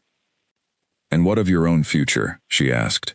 "Will you seek another candidate for queen, now that this entire situation has finally resolved?" Damien was quiet for a long moment, considering the question with evident care. "I am not certain," he admitted honestly. "I find myself far more cautious now, about trusting quickly, about mistaking careful political performance for genuine affection. Perhaps that caution will serve me well eventually, though it makes the prospect of choosing a future partner considerably more complicated than it once seemed." "That caution seems wise," Elena said. "Better to choose carefully than to repeat mistakes born from careless trust." They stood together in comfortable silence for a while longer, watching the sunset fade fully into evening, the easy companionship between them feeling markedly different from the complicated tension that had defined their previous meetings since that devastating night at the ball. It was not romantic affection exactly, Elena recognized, examining her own feelings honestly. It was something quieter, something closer to the genuine friendship they had shared as children, before the complicated pressures of political engagement had layered so much expectation onto their relationship. "I am glad we were able to find our way to this," Eventually, Elena said finally, whatever complicated history exists between us. As am I, Damien said sincerely. And I hope, whatever the future holds for each of us separately, that this partnership between our territories continues serving both our people well. I believe it will, Elena said, with genuine confidence born from everything she had learned and built over the past several months. We have built something solid here, Damien. Something that will endure long after either of us has moved past whatever personal history once complicated our ability to work together honestly. As Damien's party departed Thornfield the following morning, beginning their journey back toward Alderwood Palace, Elena stood at the edge of the village square watching them go, feeling a quiet sense of closure, settling over the complicated chapter of her life that had begun with such devastating public humiliation months earlier. Whatever came next, for herself, for Damien, for the delicate but genuine partnership now formally established between their respective territories, Elena understood clearly that she was no longer the same woman who had walked out of that great hall in stunned silence, uncertain of everything except her own determination not to break down in front of hundreds of watching eyes. She had built something entirely her own since that night, something rooted in genuine purpose rather than borrowed expectation, and as she turned back toward the cottage that had become her true home, surrounded by the loyal friends who had helped her build it, Elena felt, for the first time in longer than she could clearly remember, completely and genuinely at peace with exactly who she had become. Spring arrived early that year in the Southern Territories, the hillsides around Thornfield turning green with new growth, weeks before Marta claimed she could remember such warmth returning after winter. Elena stood at the edge of the cottage garden, now fully restored under her careful attention, watching the first blooms of the season push through soil that had lain dormant for so many years before her arrival.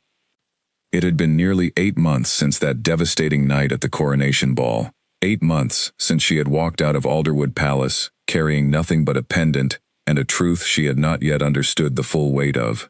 Standing now in this garden, surrounded by the life she had built from that painful beginning, Elena found it difficult to fully reconcile the frightened, heartbroken woman who had fled south with the confident steward she had gradually become. Marta emerged from the cottage, carrying 2 cups of tea, settling onto the small bench near the garden's edge where Elena stood. "You look thoughtful this morning," she observed, handing Elena one of the cups. "I was thinking about how much has changed," Elena admitted, accepting the tea gratefully. "It feels strange sometimes to remember how certain I once was that my entire future depended on Damien's choice, on becoming queen beside him. I could not have imagined, standing in that great hall, that I would find something so much more genuinely mine here instead." "Life has a way of revealing paths we could not have chosen for ourselves," Marta said, settling comfortably onto the bench beside her. "Though I suspect, looking back, you will recognize that everything leading toward this moment was preparing you for exactly this responsibility, even if neither of us fully understood that at the time." Elena smiled at this, thinking about the long months of careful work that had followed the crisis with House Voss. The formal framework she had negotiated with Damien had held steady, providing genuine stability that continued strengthening trade relationships and mutual protection between the Northern Crown and her southern territories. Villages throughout the region had continued formalizing their support, drawn increasingly by the consistent, fair leadership Elena had worked hard to demonstrate through action, rather than mere promise. Fenna had become something close to a genuine friend over the intervening months, the 2 women corresponding regularly about trade concerns and local governance matters, their initial cautious professional relationship deepening gradually into something Elena valued as much as any friendship she had known during her years at Alderwood Palace. Similar relationships had developed with council elders throughout Millbrook, Ashford Crossing, and the smaller settlements scattered across the hill country, each connection strengthening the foundation Elena had begun building that first morning she stood nervously on the wooden platform in Thornfield Square. A rider approached the cottage as Elena and Marta sat enjoying the peaceful morning, and Elena recognized Rowan's familiar figure even from a distance, his easy confidence in the saddle, a marked contrast to the cautious guide who had first led her through these woods so many months earlier. He had become, over the intervening time, something like her closest advisor on matters concerning the daily governance of the Southern Territories, his deep knowledge of the local communities proving invaluable as Elena's responsibilities continued expanding. News from Ashford Crossing, Rowan said, dismounting near the garden and offering Elena a formal report he had carried carefully throughout his journey. Their harvest festival preparations are proceeding well, and the council specifically requested your presence for the celebration, should your schedule permit. I would be glad to attend, Elena said, accepting the report with genuine pleasure at the invitation. Harvest festivals had become one of her favorite responsibilities as steward, opportunities to celebrate alongside the communities she served, rather than simply managing difficult political negotiations or resolving disputes between neighboring settlements. As Rowan settled onto the garden bench to share further details about conditions throughout the region, Elena found herself reflecting on how naturally this life had come to fit her, how the responsibilities she had once approached with such uncertain nervousness now felt like genuine extensions of who she had grown to become. Word arrived later that same week, carried by an official messenger from Alderwood Palace, informing Elena that Serafina's formal public acknowledgement before the Northern Council had finally taken place, concluding the complicated situation that had first set everything in motion nearly a year earlier. According to the messenger's report, Serafina had spoken with genuine, if painful, honesty about her family's instructions and her own choices in carrying them out, formally acknowledging the deception before returning to House Voss under diplomatic terms that included significant trade concessions favoring the Northern Crown, a fitting consequence for House Voss's failed attempt at political manipulation. Elena read the report with mixed feelings, a complicated blend of vindication and something closer to distant sympathy, for a woman who had, in the end, been as much an instrument of her family's ambition as an independent actor pursuing her own deliberate cruelty. Whatever Serafina's true feelings about the entire affair, Elena found she genuinely did not need to dwell on them further. Her own path forward had long since diverged entirely from anything connected to that painful chapter of her life. The formal harvest festival in Ashford Crossing, held several weeks later beneath clear autumn skies that reminded Elena distinctly of the season when she had first arrived at Marta's cottage door, proved to be one of the most genuinely joyful occasions Elena had experienced since claiming her stewardship. Villages from throughout the southern territories gathered together, sharing food and music and the kind of easy community celebration that Elena had rarely witnessed during her years at Alderwood, where formal court occasions had always carried an undercurrent of careful political calculation rather than genuine warmth.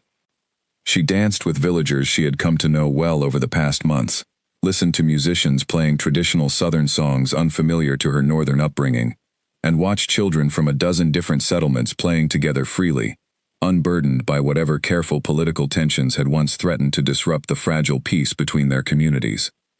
Standing near the edge of the celebration, as evening settled comfortably over the gathered crowds, Elena found Corwin approaching with 2 cups of warm cider, his expression carrying the quiet satisfaction of someone who had watched a difficult journey reach genuinely worthwhile conclusion.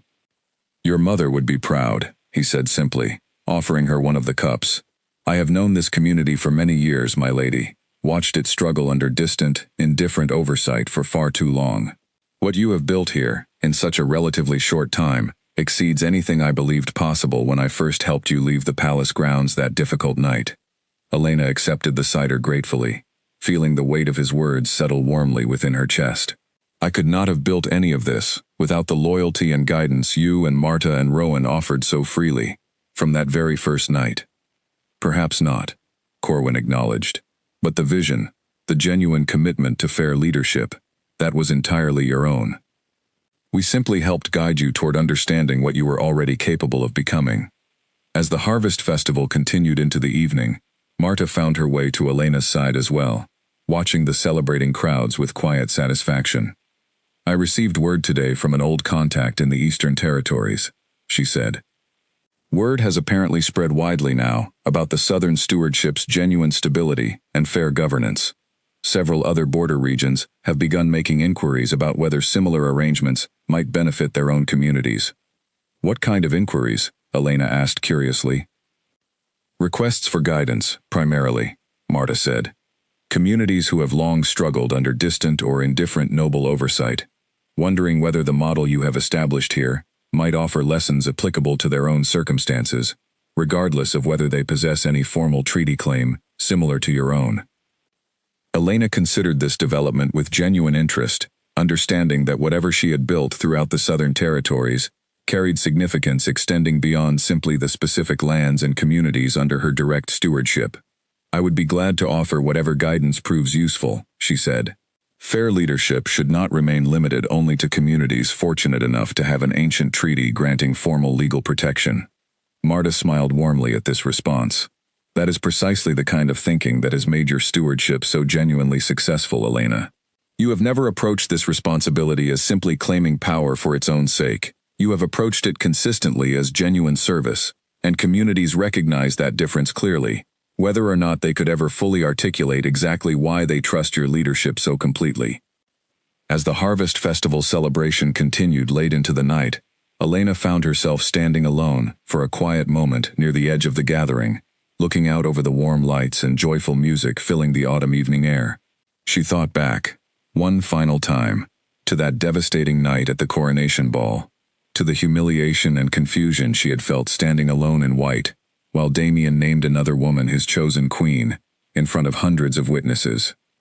She thought about the pendant that had once felt like nothing more than a sentimental gift from a childhood promise, now understood fully as the symbol of an inheritance that had guided her toward discovering capabilities and purpose she never could have imagined claiming for herself, while remaining simply Damien's quiet, devoted fiancé. She thought about Marta's patient guidance, about Corwin's steady loyalty, about Rowan's genuine friendship, about Fenna's cautious trust gradually deepening into real partnership, about every single villager throughout the Southern Territories who had chosen to believe in the fair leadership she promised, and who had watched her deliver on that promise consistently, month after month, through genuine presence rather than distant, convenient governance. She thought, finally, about Damien himself, about the complicated history that had once defined her entire understanding of her own future, and about the surprising, genuine peace she now felt regarding everything that had happened between them. Whatever pain that public humiliation had once caused her, she understood clearly now that it had ultimately freed her to discover a version of herself far more capable, far more genuinely fulfilled, than the quiet future she had once imagined, waiting patiently beside a northern throne. The Alpha King had publicly chosen another that devastating night, believing he understood exactly what he was giving away. He could never have imagined that what actually walked out of that great hall was not simply a heartbroken fiancé accepting quiet defeat, but a woman about to discover an entirely different kind of crown, one built not on inherited privilege or careful political maneuvering, but on genuine service, hard-won trust, and the quiet, unshakable confidence that comes only from building something entirely worthwhile with your own hands. Elena Ashwood had not lost her future that night in Alderwood Palace. She had simply found the one that had always been waiting for her, patient and certain, in the quiet southern hills she now proudly called home. As the harvest moon rose full and bright over the celebrating villages below, casting warm golden light across the hills that had become her true legacy, Elena finally allowed herself to feel completely, genuinely happy, not because of anything given to her by another person's choice, but because of everything she had chosen, deliberately and courageously, to build entirely for herself. And that, she understood with quiet, unshakable certainty, was worth infinitely more than any throne she had once believed defined her entire worth. Winter returned once more to the Southern Territories, gentler this time, the community having grown accustomed to the rhythms of Elena's steady stewardship over the course of a full year, now marked by consistent presence rather than distant, uncertain governance. On a quiet evening in early winter, nearly 1 full year after that devastating night at the coronation ball, Elena sat once again beside the cottage fireplace, reviewing correspondence that had arrived throughout the week from villages across the region. A letter from Fenna described plans for expanding Millbrook's trading docks, made possible now by the fair tariff agreements Elena had negotiated the previous spring. A message from Ashford Crossings Council requested her guidance on resolving a minor boundary dispute between 2 neighboring farms, a task Elena had come to genuinely enjoy, understanding the practical, grounded nature of such disputes, far better now than she once had during her years observing distant political negotiations at Alderwood Palace. Marta entered the main room, carrying a fresh pot of tea, settling into her usual chair near the fire. "You seem content this evening," she observed, studying Elena with the same perceptive attention she had offered from that very first difficult day in Thornfield. I am, Elena said, and found she genuinely meant it, without any of the careful uncertainty that had once colored even her happiest moments during her years at Alderwood. I received word today that the new schoolhouse in Thornfield will be completed by spring. The children have been asking about it constantly, apparently, eager to begin proper lessons rather than the informal instruction various families have managed to provide independently. Another achievement to your credit, Marta said warmly. To all of our credit, Elena corrected gently. None of this would exist without the loyalty and guidance you, Corwin, and Rowan offered from the very beginning. A knock sounded at the cottage door, and Elena rose to answer it, finding Rowan standing outside, snow dusting his shoulders from the light flurries that had begun falling earlier that afternoon. Apologies for the late visit, he said, stepping inside gratefully at Elena's welcoming gesture. I wanted to deliver this personally, rather than waiting until morning. He extended a formal letter bearing Alderwood's royal seal, and Elena accepted it curiously, breaking the wax carefully, as Rowan settled near the fire alongside Marta. Damien's familiar handwriting filled the page, though his tone carried none of the desperate apology that had characterized his earlier correspondence following that devastating public humiliation. Instead, the letter read warmly, almost casually, informing Elena of recent developments throughout the Northern Territories, including successful trade negotiations with several Eastern kingdoms and continued careful oversight, ensuring House Voss maintained the diplomatic concessions agreed upon, following their failed military intimidation the previous year. He closed the letter with a simple, genuine expression of continued goodwill, along with an invitation for Elena to attend the Northern Territories' upcoming Winter Council, not as a former fiancé returning to old obligations, but as an independent and respected steward whose southern territories had proven themselves genuinely valuable partners to the wider kingdom's continued stability. Elena read the invitation with quiet satisfaction, understanding the genuine significance of Damien, formally recognizing her southern stewardship as an equal partner deserving representation at matters concerning the wider northern territories, rather than simply a subordinate territory expected to accept decisions made entirely without her input. Good news? Marta asked, watching Elena's thoughtful expression as she finished reading.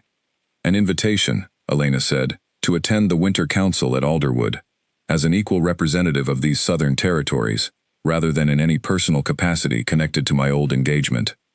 Will you attend? Rowan asked. Elena considered the question seriously, thinking through the practical benefits such formal recognition would offer the communities she served, alongside the personal significance of returning to Alderwood Palace for the first time since that devastating night, now standing entirely on her own accomplishments rather than any borrowed title or expectation.